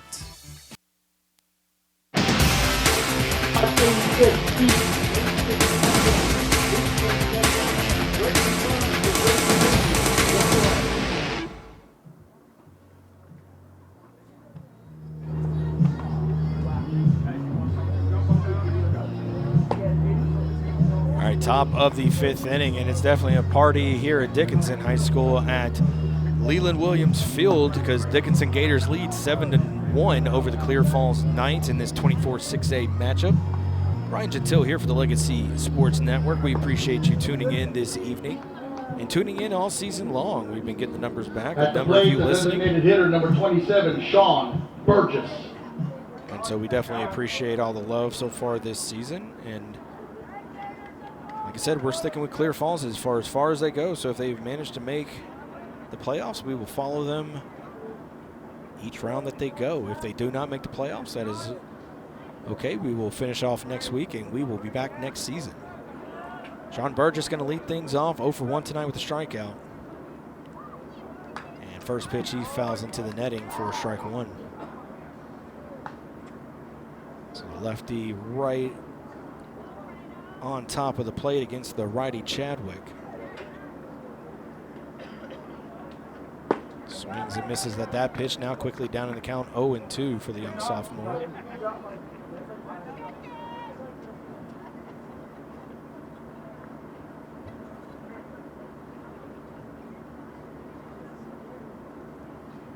Actually, freshman, I believe. I think he's a freshman.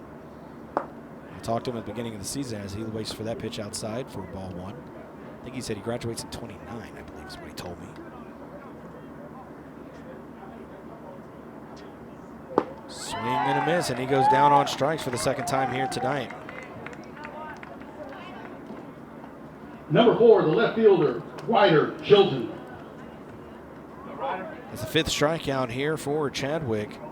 And now it's going to be Ryder Chilton, who had the RBI single back in the second inning. That was the lone run for the Clear Falls Knights so far in this ballgame.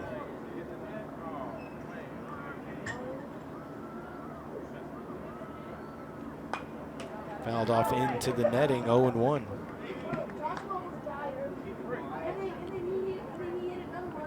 So far, Chadwick has had a strikeout in every inning except for the 4th inning. As the 0-1 pitch is going to catch the plate for strike two. And the reason for that probably is because the 3, 4, and 5, the 2, 3, 4 hitters for the Knights were very aggressive in swinging at those first and second pitches and putting them in play. 0-2 pitch is going to be popped up and out of play.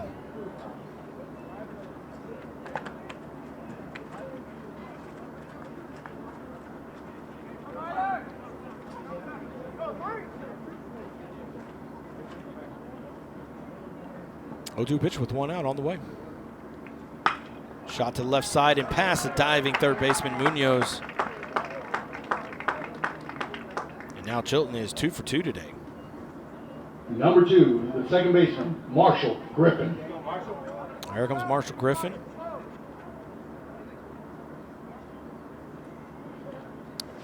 I mean, he lined out into a double play, but that was because the runner Chilton started taking off.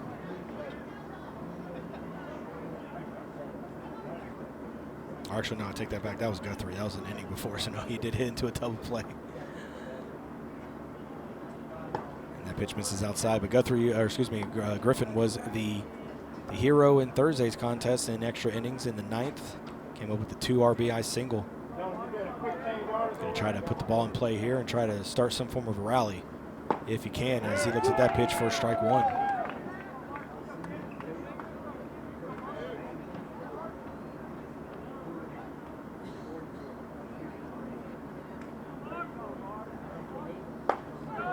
Started to go around, but checked his swing, and it's going to make the count now 2-1.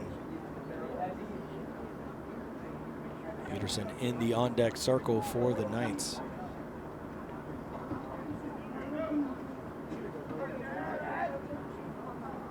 In the dirt, 3-1, so good patience here by Griffin.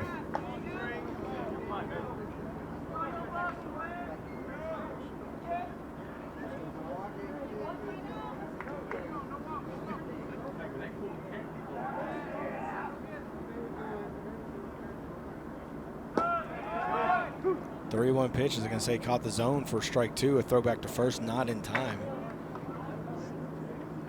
Chilton was dancing a little bit off first base, so 3-2 count now with one out. Runner at first here for the Knights. Marshall Griffin looking to do something here, and here comes the payoff pitch. Fouled him off out of play. Griffin kind of biting that lower lip a little bit. He looked a little frustrated that he missed that pitch. Like he guessed right, just did not get the barrel to the bat.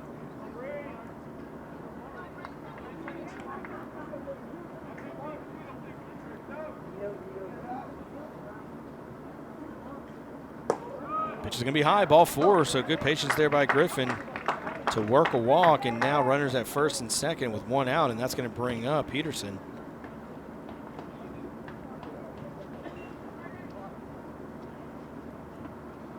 Actually, no, we are going to have a Pinch hitter.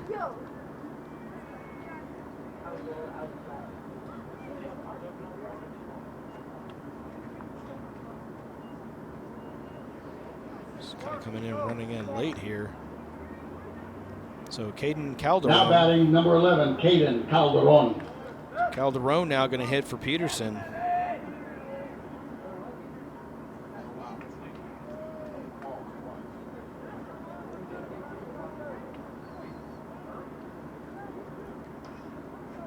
So Caden the lefty.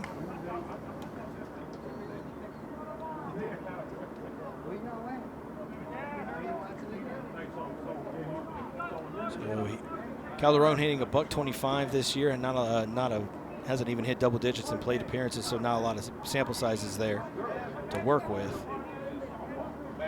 So coming up in a big spot here for the lefty, if he can drive in at least a run and cut down this deficit. Swings and misses as he's behind on the fastball for strike one.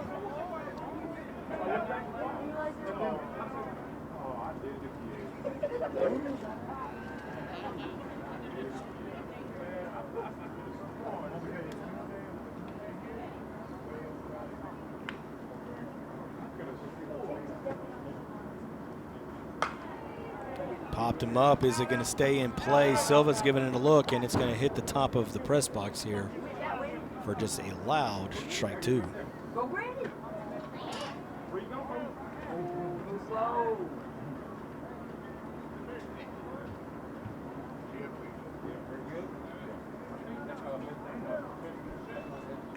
Coach Flores coaching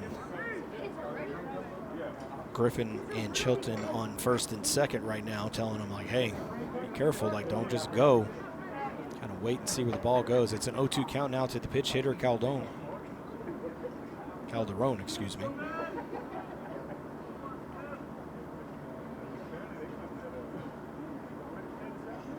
Pitch is way outside. It's going to be ball one.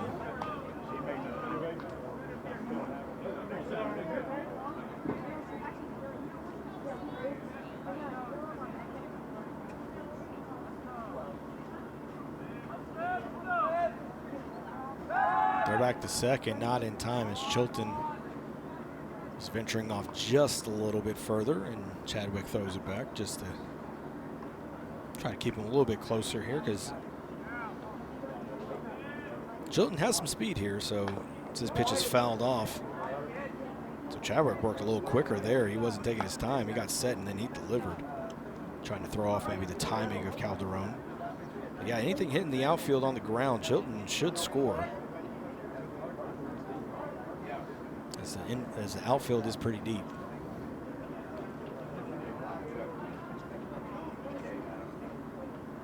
Shot into right field. That's going to drop in for a base hit.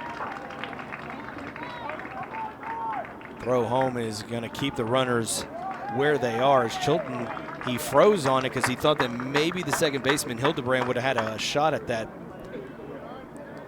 And so Calderon comes in with a pinch hit. Logan Guthrie. Pinch hit single to load the bases. And now here comes Logan Guthrie. He had a walk back in the third inning. As we mentioned, he was the one that got doubled off as it was a soft line drive to the shortstop, and he started taking off. Now he has a chance to come up big here with the bases loaded, trailing 7-1. One out here in the top of the fifth inning.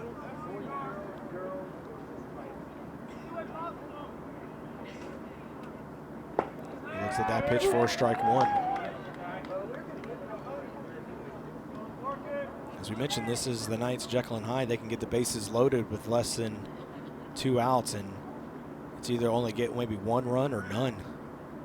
So looking for a big inning here. As that pitch is in the dirt, Silva with a good job stopping it to keep it at the plate. Runners will stay where they are.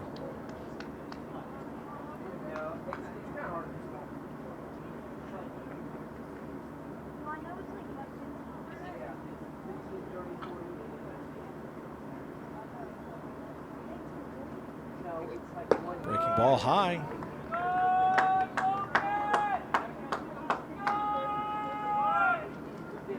It's count now 2-1. So good patience so far here from Guthrie. The 9-0 hitter looking to turn it back over to the top to Frock. Pitch misses a little bit low, ball 3. Good patience there, that pitch was close.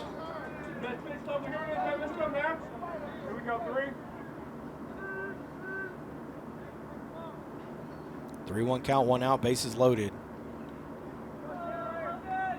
Pitch is going to be low and outside, ball 4. So Guthrie works himself, gets an RBI on the walk.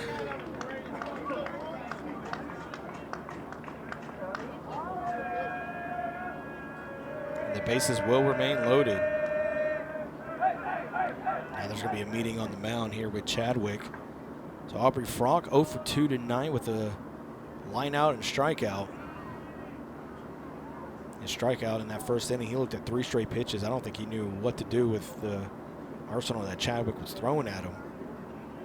Battled a little bit better in that second at bat and then hit a soft liner right to the shortstop. So it's now 7-2. And a chance to cut this deficit down even more with only 1 out. But like we said, this has been the Jekyll and Hyde all season for these Knights. They'll get the bases loaded. They maybe get a walk, maybe a single that scores 1 run. Like usually a big inning where they could maybe get anywhere, put crooked numbers up on the board with the bases loaded. They just are not able to do so. But another big opportunity here, trailing now 7-2. In the top of the lineup, Aubrey Frock. He came into this game hitting .383 on the season.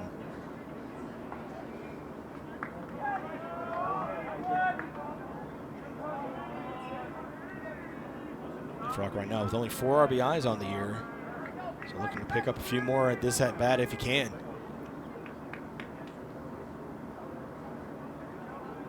Chadwick will work out of the stretch. And first pitch he fouls off out of play. So Ramirez, the first baseman, is deep in the dirt, well behind first base. Munoz even with the bag on the dirt.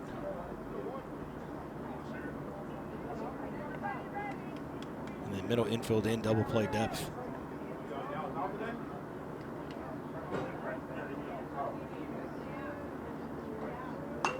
Popped him up again, but he fouls it off out of play. Flores telling him, like, hey, come in, bring that shoulder in. It's like he's dropping that shoulder just a bit, which is why he keeps dipping and getting underneath the ball instead of barreling it. At least that's the way it looked like Coach was trying to explain it to him. So Frock with an 0-2 count, 1 out, bases loaded. Knights trailing 7-2 here in the top of the 5th, looking to get a few more runs across the board if they can. Here's the 0-2. And now time is called as Chadwick came set, and he just sat there for a very long time.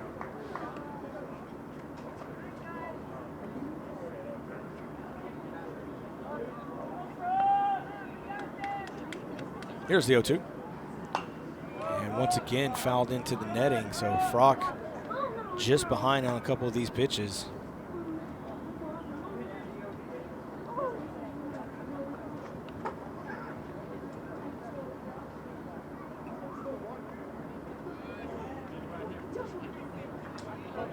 A big spot here, as Coach mentioned when we talked to him yesterday, the last 5 games were all must win, so these last 4, this is a big one.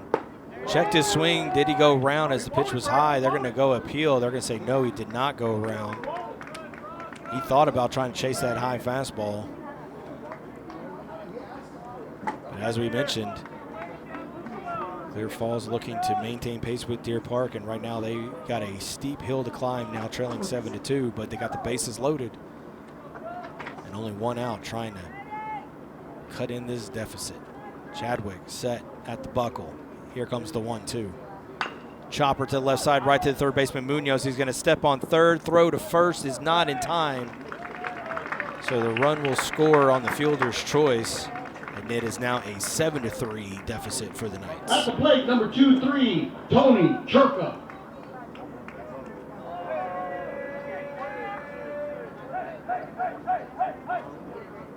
Number 7, Cameron Kern coming to run at first base.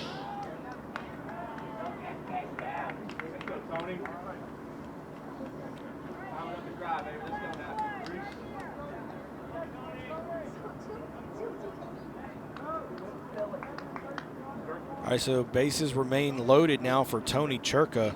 1 for 2 tonight, popped up and has a single. Later, it was caught stealing back in the first inning.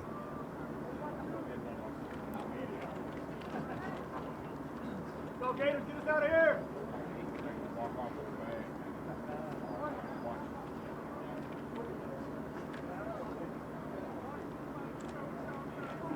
So actually, I take it back. Bases are not loaded because Munoz stepped at third, so runners at first and second. High fly ball, center field. Monsiváis settles underneath it and makes the catch to retire the side, but the Knights were able to get at least a pair back and now trail 7-3 as we move now to the bottom of the 5th inning with Dickinson still leading. When life gets in the way, a work trip, family plans, or even bad weather, don't let your tickets go to waste. Quick Assist makes it simple. Your seats are listed on every major marketplace at the same time, saving you the hassle and putting money back in your pocket. Whether it's the NFL, NBA, MLB, NHL, or NCAA, we've got you covered. Download the app today by scanning the QR code on our website. Quick Assist, your ticket everywhere.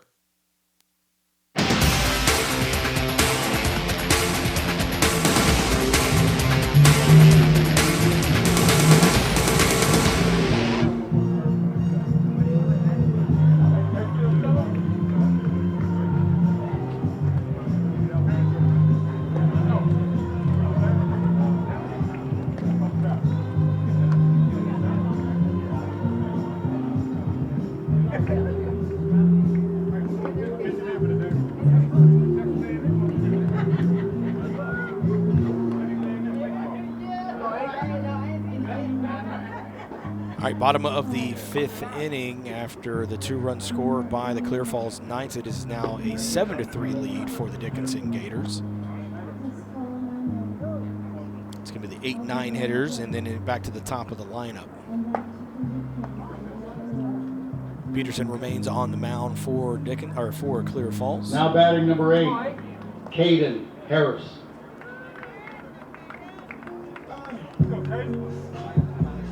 All right, so Caden Harris is going to hit for the designated hitter who was hitting for him here in this 5th inning.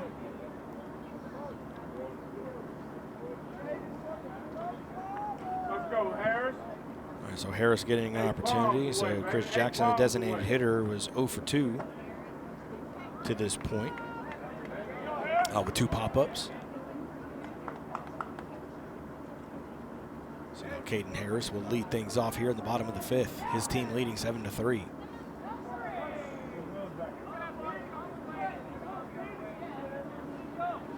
That ball jump off the bat, baby. First pitch swing and popped him up but out of play as he was behind on the fastball. I like the cut, G.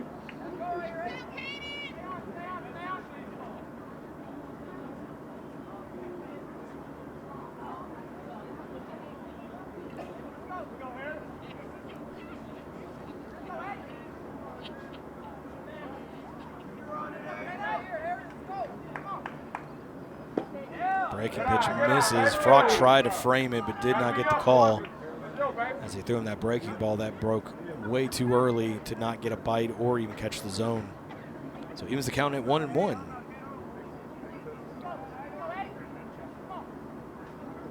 Pitch misses outside, 2-1.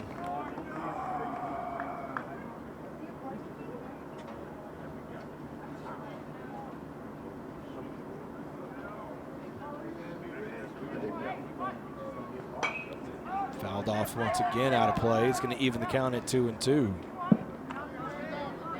So Clear Falls did what they needed to do, trailing 7-1, needed to just get some kind of runs on the board with the bases loaded. Obviously, they would have preferred to put maybe 2, at least another run, maybe 2 on the board. As his breaking ball is hit out to left center field, and this is going to drop in and bounce onto the fence line. Harris is going to round second, go to third, throw to third in time, and he's going to be thrown out trying to stretch a double into a triple.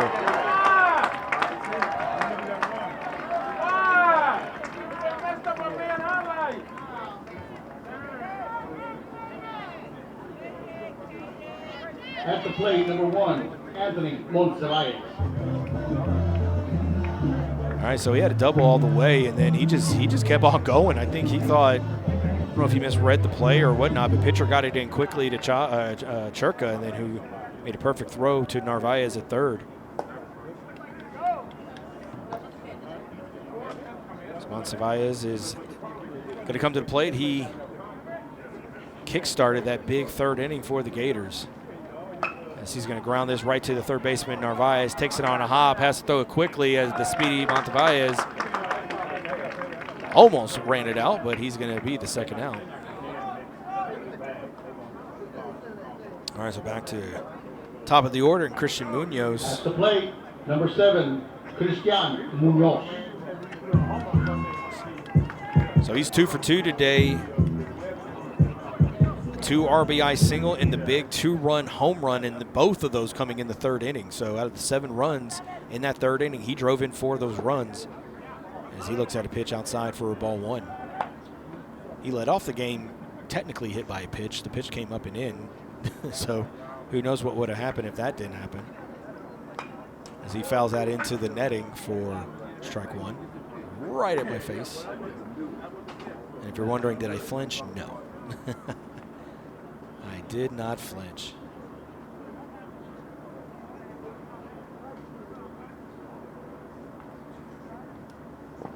In the dirt, it's going to be now 3-1.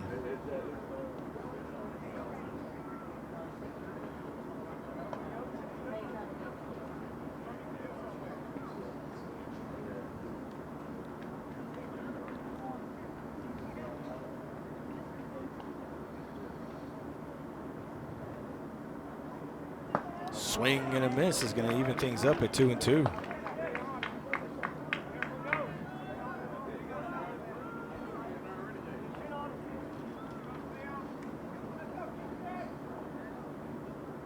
Two curveball was way too high. Look, that release point came a little too early. So full count here to the leadoff hitter Munoz with 2 outs. Not leadoff, excuse me, the top of the lineup. Payoff pitch. High fastball, ball 4. So Munoz has been on base every at bat here tonight. Number 9, Sebastian Larios. So he's been on base 4 times with a single, a home run, a hit by pitch, and a walk. And now Coach Flores is going to come out as Sebastian Larios is at the plate, as he is 1 for 2 tonight with a single and a run scored. And it looks like we are going to have another pitching change as August jogs off the field, who was playing first base. It looks like Peterson's going to go back. And it looks like we might have Griffin coming in to pitch from second base. All right, so we'll let you know what the changes look like right after this quick break, with Dickinson leading 7-3 here in the bottom of the 5th inning. To be a mentor, have some special talent. That's why we're having some real-life mentors sing for us. Hit it, guys. Row, row, row your boat, gently down the stream. Merrily, merrily, merrily, life is but a dream. Thanks, that was awful. So remember, to mentor a child, you don't have to be perfect. Row, row, row your... Please stop. You just have to call Save the Children toll-free at 1-877-BA-MENTOR. A message brought to you by Save the Children and the Ad Council.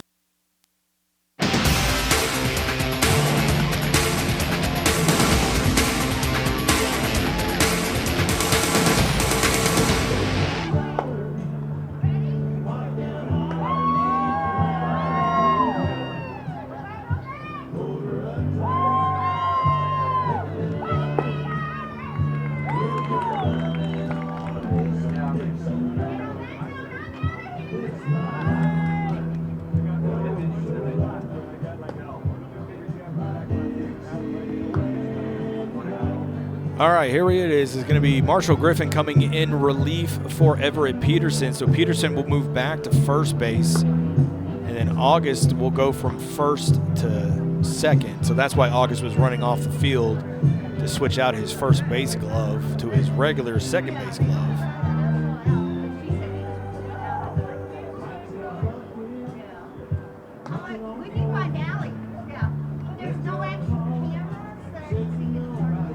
So Griffin's pitched 15 2/3 innings so far this season. He has an All right, let's do 0-2 that again. Let's record. do that better. Number 9, Sebastian. No! He has 11 strikeouts so far this season with a 3.57 ERA, 1.27 WHIP. But opposing hitters are only hitting 170 against him. So Larios with a runner at first and 2 outs here at the bottom of the 5th. Breaking pitch inside for ball 1.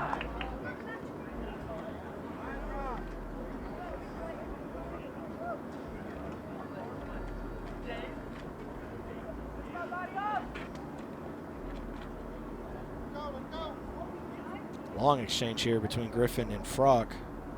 Now he comes set as he was looking over to first base. Now he's going to throw back to first, but not really a big lead for the courtesy runner. Actually, no, I take that back. That is Munoz.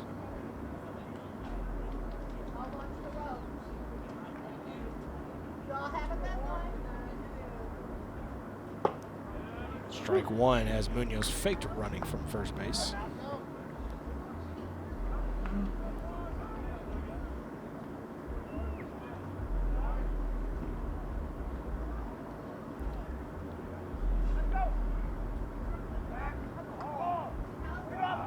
Throw back to first, not in time, so count 1-1 here with 2 outs to the shortstop Larios. Sack bunt back in the first inning, single in the third, later scored. As that's a wild pitch that's going to bounce in the dirt and hit off the home plate umpire. It's going to get all the way to the side brick over there, just to the side of the first base dugout, and because of that, Munoz with the heads-up play will get all the way to third base.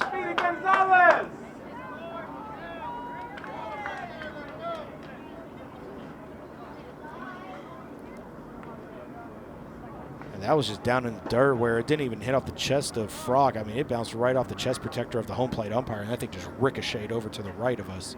So 2-1 count here with 2 outs now, runner at third base. Griffin will work out of the windup as that pitch misses for ball 3.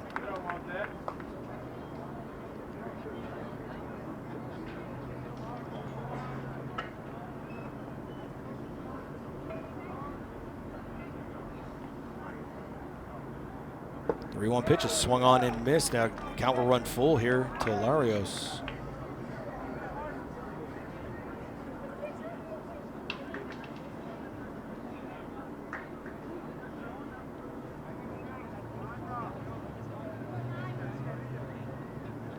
Here comes the payoff pitch. Way outside, ball 4.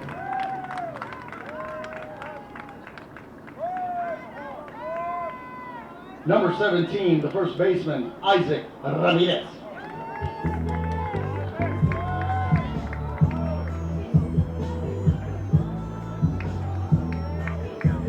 All right, so Isaac Ramirez, 2 for 3 tonight, 2 singles and a run scored.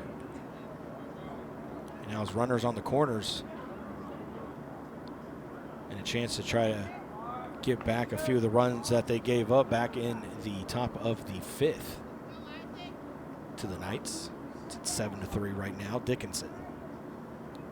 First pitch swinging, but fouled it into the netting for strike 1.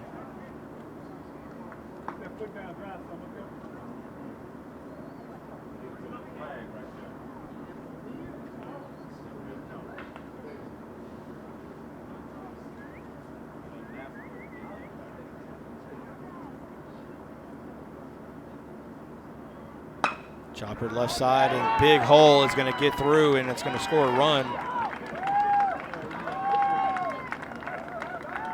Churka was playing really close to second base, and Narvaez was trying to keep right fielder, Aiden runner close. Edison.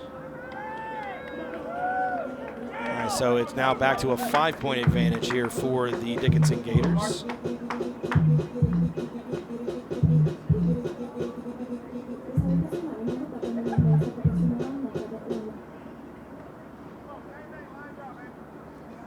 After the RBI single there by Isaac Ramirez, and now it's going to be Aiden Edison. right to the first baseman, Peterson, as he went inside-out swing. They're going to send the runner home. No, they're going to stop him as the throw from Guthrie is on the money, right to Frock.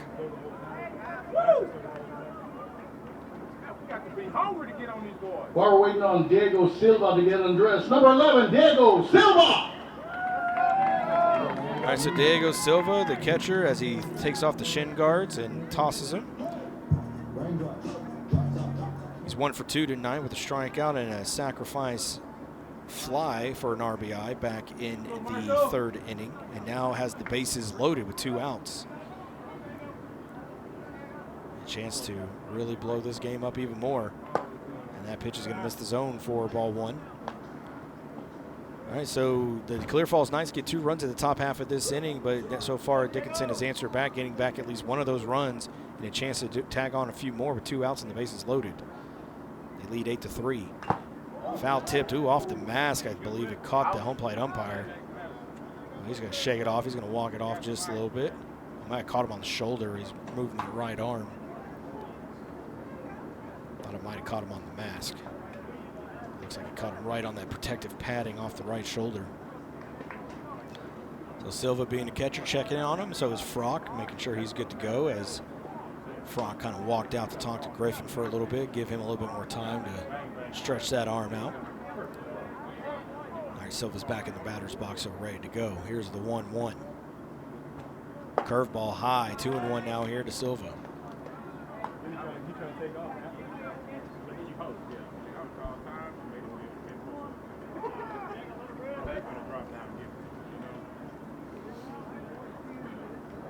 Here's the 2-1. It's going to be high now, 3-1. Ideally, now Griffin has to put something in the zone, or he's going to walk in another run. 3-1 pitch. It's going to be high, ball 4. So Silva with a second RBI tonight. Number 13, the second baseman, Cash Hildebrand. All right, so Cash Hildebrand 0 for 1 tonight with a strikeout, has 2 walks and a run scored. And so now they've matched the runs they gave up in the top half of this inning, so it is back to being a 6-run lead with Dickinson leading 9-3. As Coach Flores is going to come out and have a conversation. Thought maybe there was going to be a pitching change. Looks like, and that's exactly what's going to happen here. So it looks like it's going to be Keegan Howard going to come in and relief for Marshall Griffin. And so we will take a timeout, and when we come back, it's still bases loaded and 2 outs with Dickinson Gators leading now 9-3. We'll be back. You've got tickets to the game, but something comes up. Maybe the boss sends you on the road, the kids have practice, or you just can't make the drive. That's where Quick Assist steps in. With one tap, your seats hit every major ticket marketplace at once. No more juggling apps, no more wasted time. Quick Assist, it takes the hassle out of resale and puts cash in your pocket. Pro or college sports, it's all covered. Download the app today by scanning the QR code on the LSN website. Quick Assist, your ticket everywhere.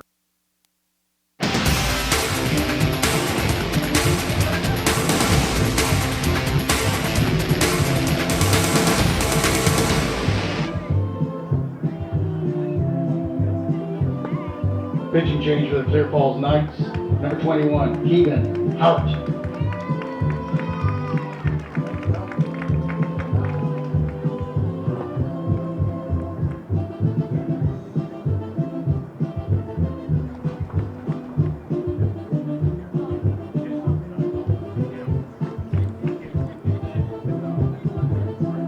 Keegan Howard now coming in relief, and no pitching stats that were given to me, so he has zeros across the board. It does say he pitched in 1 game, maybe he just threw 1 pitch.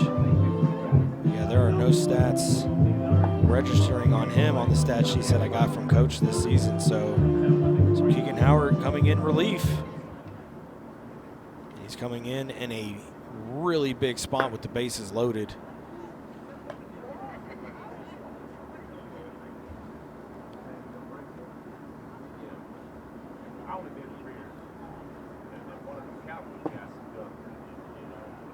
All right, if you're just joining us, it was 1-0 Clear Falls going into the bottom of the third inning, and that's when the big 7-run inning for the Dickinson Gators really got this thing started. They were up 7-1. Top half of this fifth inning, Clear Falls got themselves 2 runs back, but now Dickinson got those runs back, scoring 2 runs themselves. With an RBI single and an RBI walk with the bases loaded, and now the bases will remain loaded to the left-handed hitter, Cash Hildebrand. As we mentioned, 2 walks tonight and a strikeout and a run scored. He had a massive battle against Moreno in that third inning that eventually led to that one of the walks. So the lefty Hildebrand stands in against the righty Howard, and first pitch swing, and he pops it up. Is it going to stay in play? It is not. It's going to go into the stands for strike 1.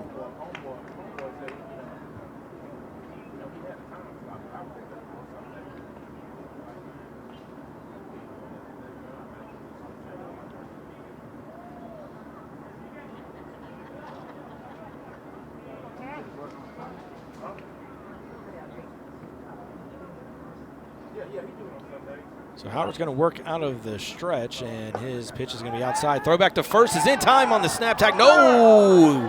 They're going to say he's safe. Wow. That throw was perfect. Peterson caught it right where the helmet was of the runner. But you got to remember the home plate or the field umpire, he's not standing at first base. He's standing just behind the pitcher on the left side where we are sitting. So the angle that he's at, he cannot see if his fan got in on time. But from where we're sitting, it looked like he probably beat him. And now Coach Flores can come out and have a conversation with him. Yeah, it's really hard when they're out in the field to kind of make those calls, and even like on check swings too. We've seen that all season when they try to do a check swing. And now he's going to ask for the home plate umpire, or ask him to talk to the home plate umpire, see if he saw it from a different angle. Now, I mean, the throw beat him there. There's no question about that. The throw was right there in time. Now the question is, did the hand get on the bag before the tag? But he caught the ball, and as soon as he caught it, I mean, his head is hitting the glove. So, I mean, it could go either way, but more than likely this is not going to go Flores' way if the call was safe. Very rarely we see that overturned. Yep, and that is what we're going to see there. And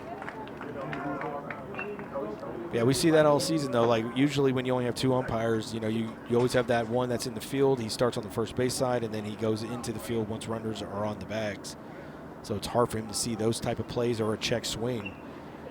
I think there was a game. What game? It was the I think it was Clear Springs, or maybe it was Deer Park. We had 3 umpires. It was a little surprising.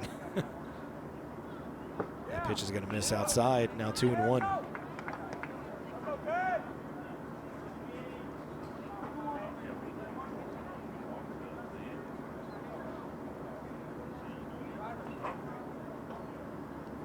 So 2-1 count here to the lefty Hildebrand with 2 outs and the bases loaded.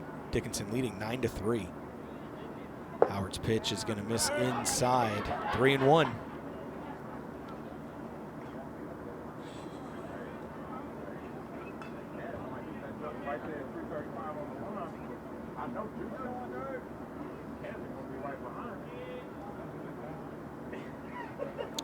All right, Howard set at the buckle, and here comes the 3-1 pitch. Fouled him off. Count will go full, so runners will be off with the next pitch.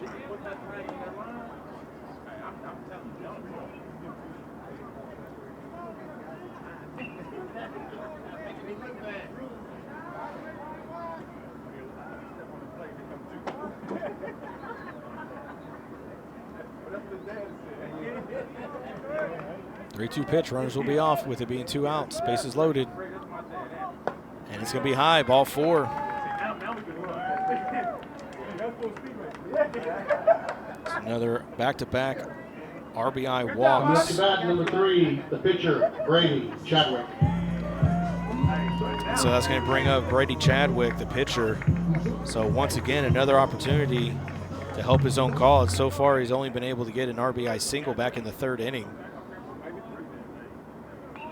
He's popped up twice besides that. And it is now 10-3 lead for the Dickinson Gators. First pitch is going to miss the zone high for ball one.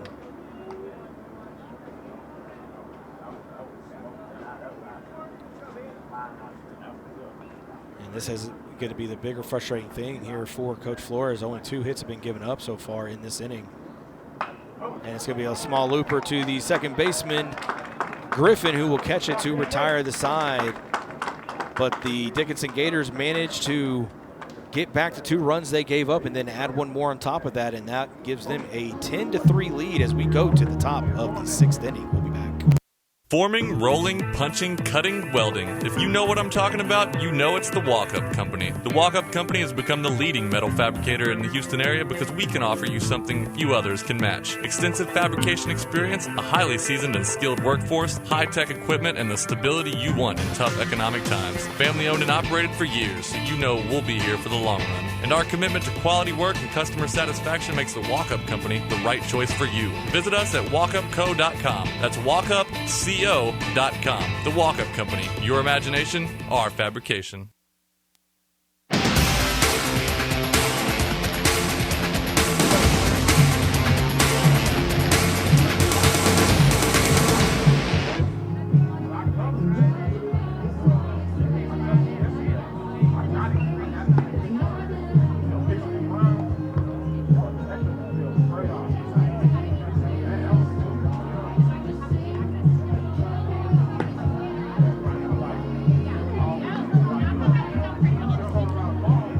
Top of the 6th inning, 10-3 is your score. The Dickinson Gators over the Clear Falls Knights. Ryan Gentile here for the Legacy Sports Network. We appreciate you tuning in this evening. It's going to be Kyle Narvaez leading things off here in the top of the 6th. He'll be followed by Justin Pitcher and then Sean Burgess.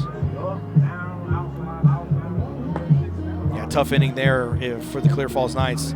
They give up a double to Caden Harris, but then he tried to stretch it to a triple, got thrown out, and then it was a ground out to the 9-hole hitter, and then the top of the order, back-to-back walks, and then a single, and then 2 more walks that led to 3 more runs. So even though the Knights were able to get 2 runs in the top half of that 5th inning, Dickinson answered back with 3 of their own. Chadwick remains on the mound for the Gators, and Narvaez 0 for 2 tonight with a strikeout. He looks at a curveball for strike 1.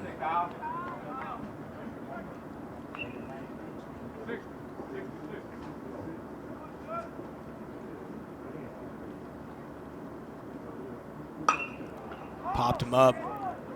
Right field coming in, Edison, and he will make the catch for the first out.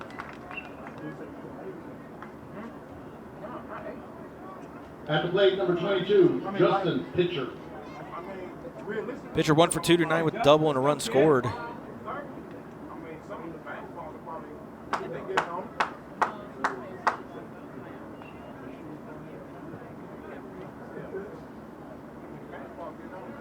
So Chadwick has had some long resting periods as his pitcher fouls that off out of play. So a couple innings here with the bases loaded in long innings. He had to sit there for a while. I mean, he did get to hit, but then after that long 3rd inning, he got a 3 up, 3 down in the 4th. As the hitters were being very aggressive, just like they are here, as pitchers now fouled off 2 straight pitches to be down in the count 0-2. Narvaez swung at the second pitch and popped up. Looks like it's going to be Cade Holyfield batting for Burgess, as down in the dirt, pitcher checked his swing.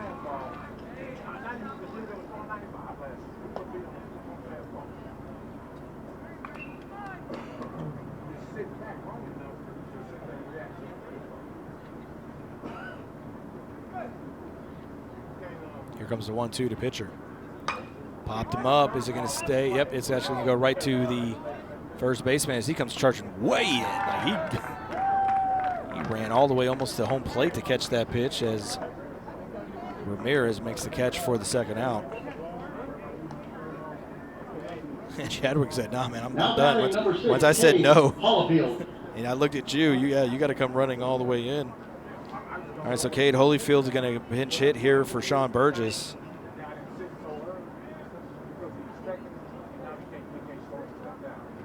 Holyfield hitting a $154 this season.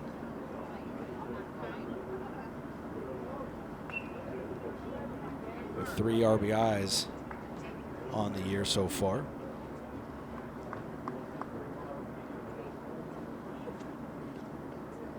Yeah, Burgess was 0 for 2 tonight with 2 strikeouts. So get somebody else up in there, see if they can maybe get some kind of momentum going.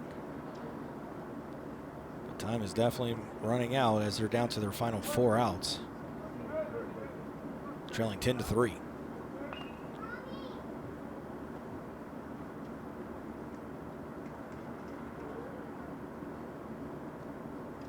First pitch taken for strike 1.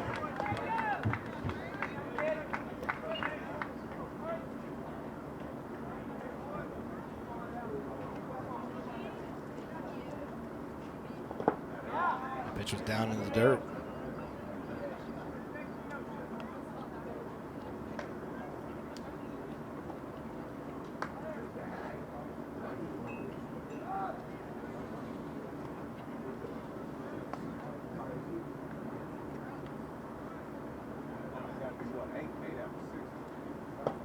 Swing and a miss with that pitch. It's going to go down to 1-2 here to Holyfield.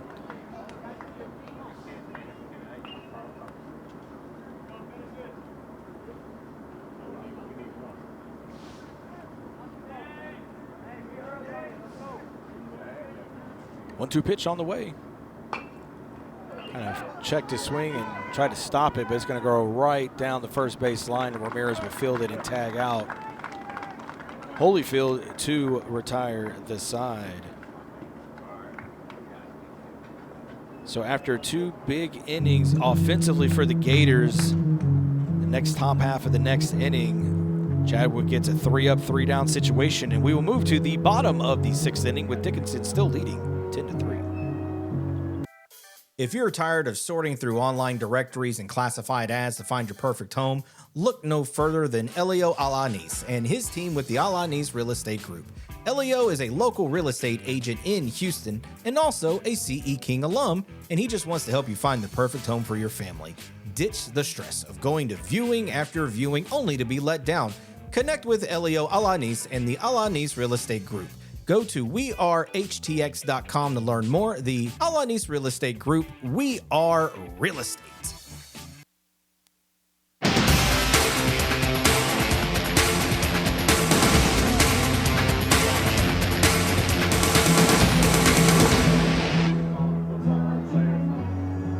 Hello, this is Dr.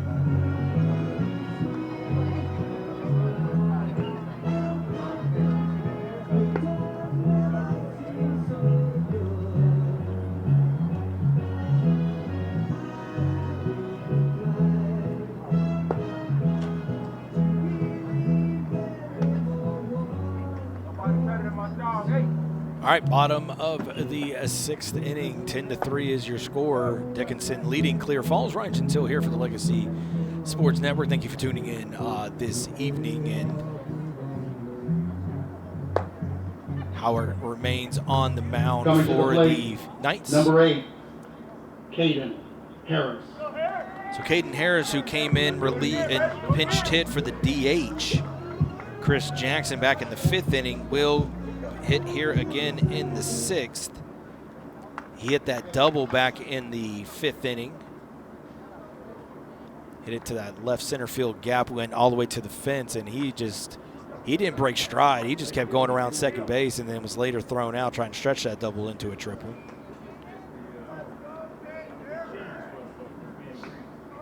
I think he was determined. He was thinking triple all the way.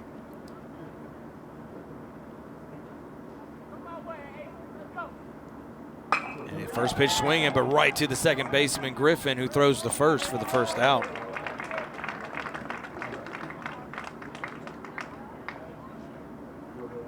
All right, we're going to have a pinch hitter Making his way here. to the plate, number 2, Camden Dunham.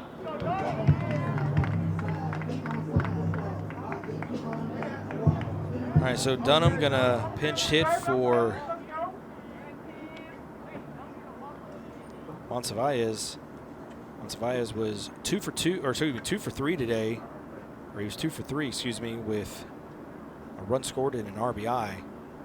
And so now it's going to be the lefty Dunham. Pitch hitting in the 9 spot.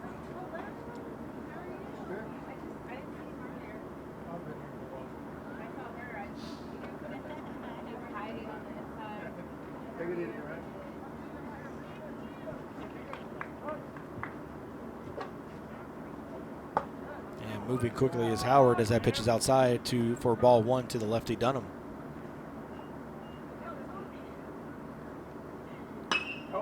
Fly ball center field, pitcher there came in, now has to move to his right just a bit to make the catch for the second out. So Dickinson Gators also being aggressive. Lineup number 7, the third baseman, Christian Munoz. So Christian Munoz has had himself quite a game, all 4 at bats. He's been on base all 4 times.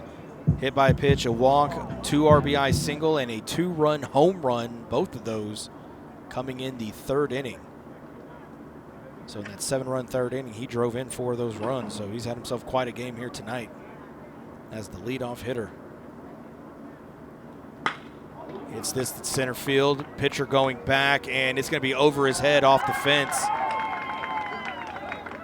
Pitcher's throw is offline. I don't know where he kind of was thrown a little bit more toward second base, like where the second baseman lines up, and not to where Churka was on the left side of second base, and it is a stand-up double for Munoz. Number 9, Sebastian Larios.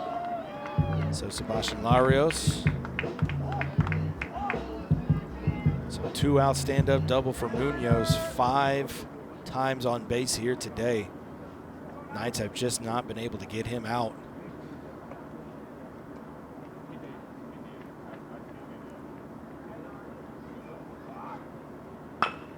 Larios, soft chopper up the middle to Churka, who's going to throw to first to retire the side. And so we will move to the top of the 7th inning. Final 3 outs for the Clear Falls Knights as they trail 10-3. And as Coach Flores gives Howard a big hug coming off the mound. We'll be right back. Hello, this is Dr. Steve Hotze. Do you struggle with joint pain? Is your joint pain making your everyday activities a chore? You may have been told that surgery is your only option. God has given your body an amazing ability to heal itself. At the Hotze Health and Wellness Center, we can help your body tap into this ability, providing you with regenerative joint therapy so you can live pain-free. Call 281-698-8698 to schedule your free consultation. Imagine living pain-free without the need for joint replacement surgery. Our team at the Hotze Health and Wellness Center can offer you a natural approach to resolving your joint pain using regenerative joint therapy that promotes healing. Call the Hotze Health and Wellness Center now at 281-698-8698 to schedule your free consultation. That's 281-698-8698. Say goodbye to joint pain and get your life back. 281-698-8698.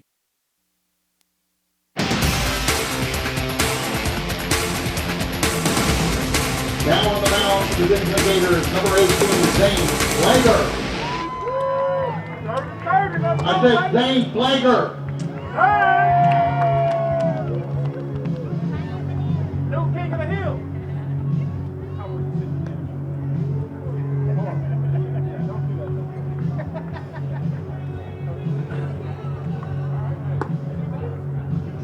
As you just heard there, Zane Flager comes in relief with a 10-3 lead in the top of the 7th inning. Barring a massive miracle comeback by the Clear Falls Knights, it looks like the Dickinson Gators will pull away with the win. It's going to be Chilton, Griffin, and we saw Calderon pinch hit for Peterson. So we'll see somebody in the 6th spot here in this inning. As we mentioned, Howard, no stat line on the line with his pitching stats that we got, and the fact that he got a pretty much he gave up the double to Munoz, but he got 3 outs pretty convincingly. He got a big hug from Coach Flores, telling him, "Hey, good job there," considering he put him in some pretty difficult spots, and he pitched pretty good. So now it's going to be Ryder Chilton leading things off. Chilton, he's 2 for 2 today with 2 singles. One of them got him an RBI. He later scored a run as well. As he looks at that pitch outside for ball 1.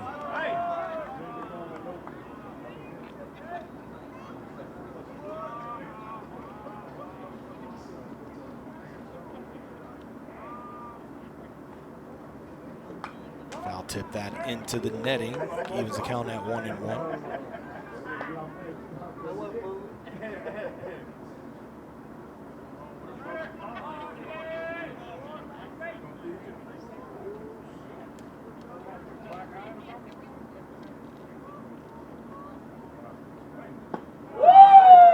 Curveball taken, strike 2. Started high and broke in on the inside part of the plate. Kind of caught Chilton there, thought it was going to stay high. Here's the 1-2 from Flager. Another breaking pitch, but that missed high.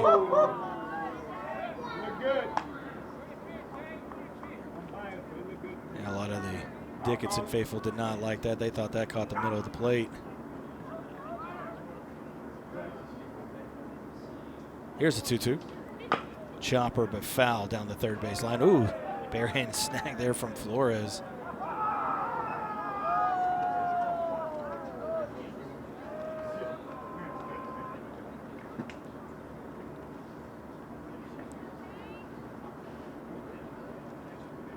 So count will remain at 2-2 here for Chilton in the top of the 7th inning. Final 3 outs for the Knights to try to mount a massive comeback, trailing now 10-3.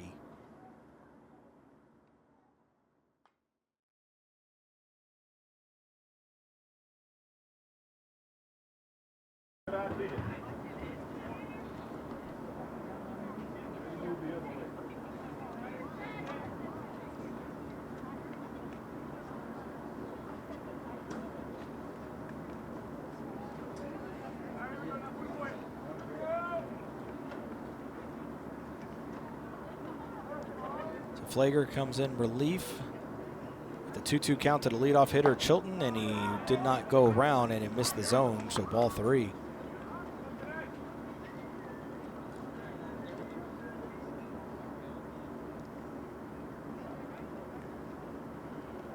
Payoff pitch on the way. Yanked it, and it's outside the zone, ball 4, so Chilton, even down by 7, works his patience and he gets himself a walk to get on base, and now that's going to bring up Marshall Griffin. 13, Samuel Evans. Oop, nope, Samuel Evans is actually going to pinch hit here for Griffin.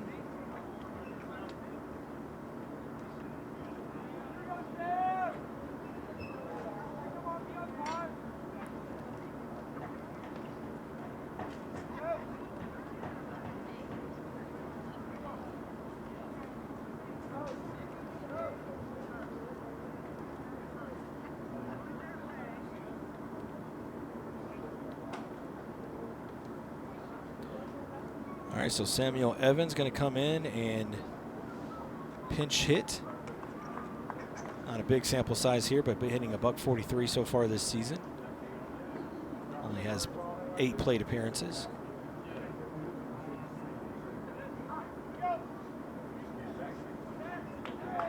It's a chance to try to get some at bat, get in that bat here and get some swings in. For the lefty, first pitch is outside for ball 1.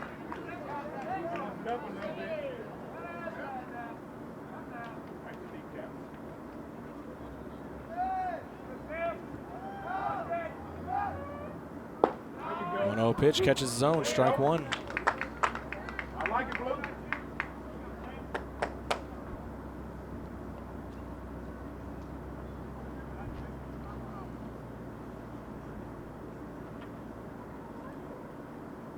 One pitch is swung on and missed, and it's going to bring the count now to 1-2.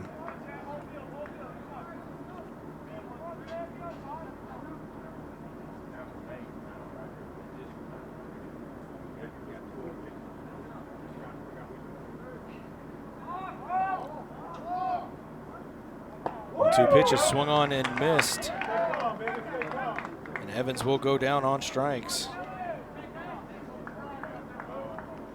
At the plate, number 5, Caden Kelly. So that's going to bring pinch hitter Caden Kelly.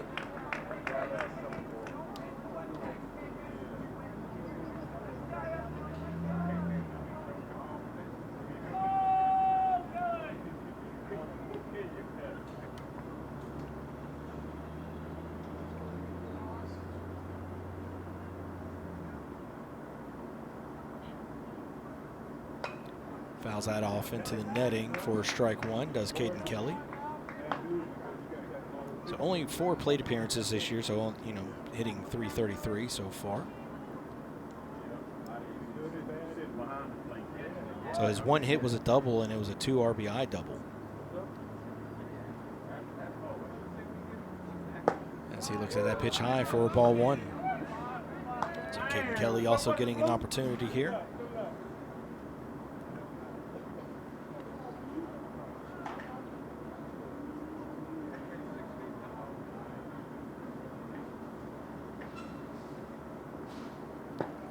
Pitch is going to be taken for strike 2.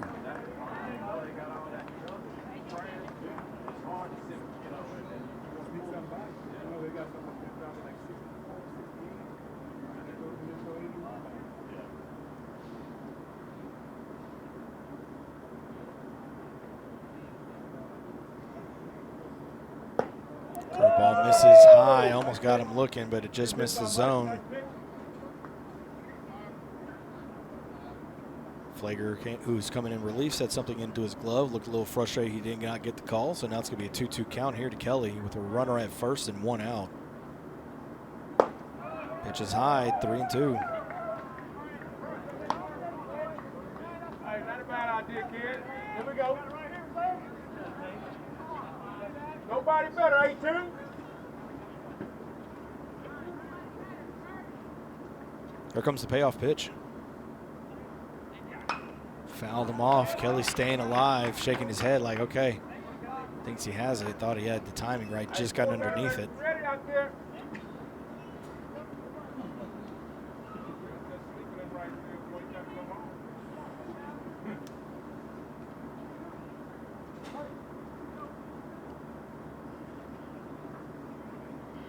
All right, Flager set at the buckle, and the 3-2 is going to be fouled off again by Kelly.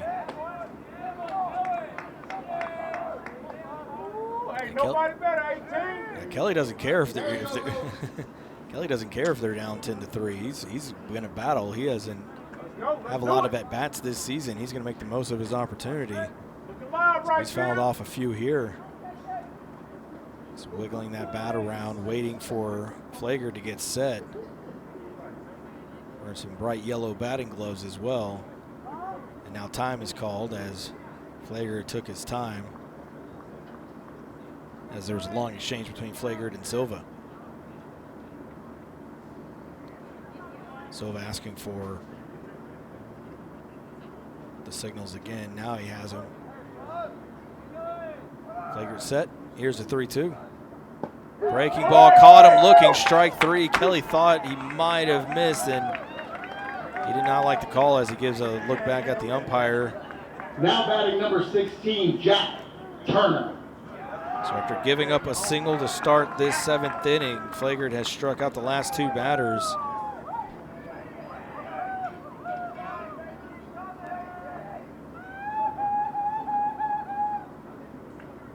We're going to have another pinch hitter here for Guthrie. That pitch is taken for strike 1. It's going to be Jack Turner. I like it. I like it.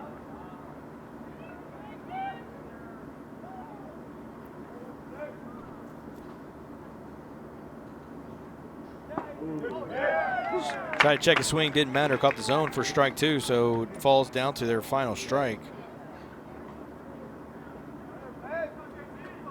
Let's go, Jack. Let's go, 30-30. Nobody better.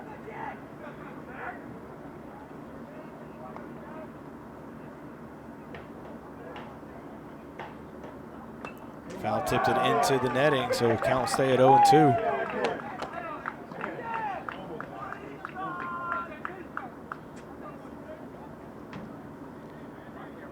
So Jack Turner has played in one game, but no official at-bat, so this will be his first official at-bat this season. And he's looking at an 0-2 count with 2 outs, runner at first.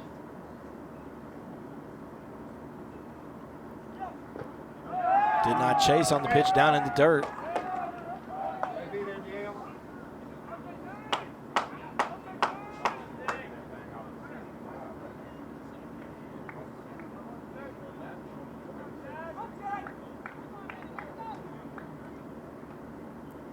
One-two is swung on and missed.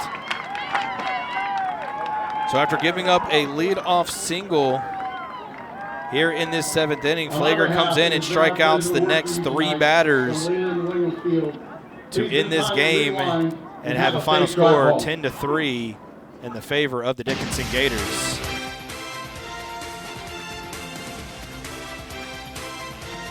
All right, so a game that the Knights needed to win to try to maintain pace in the district play. They were just not able to do so. It was the big 3rd inning by the Dickinson Gators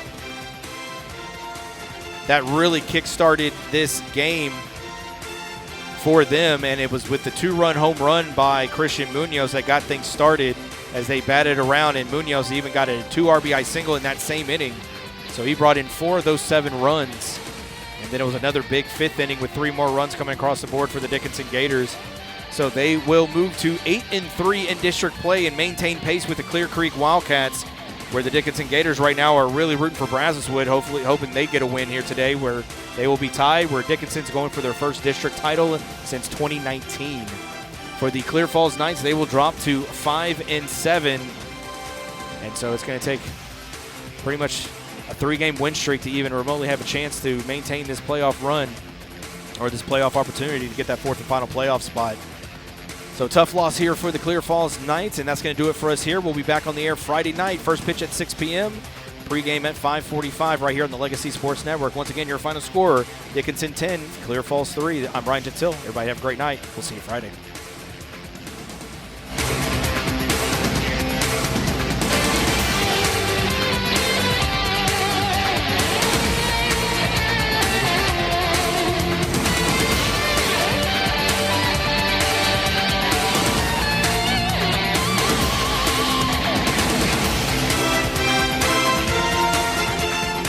You've been listening to Greater Houston Area High School Baseball on the Legacy Sports Network.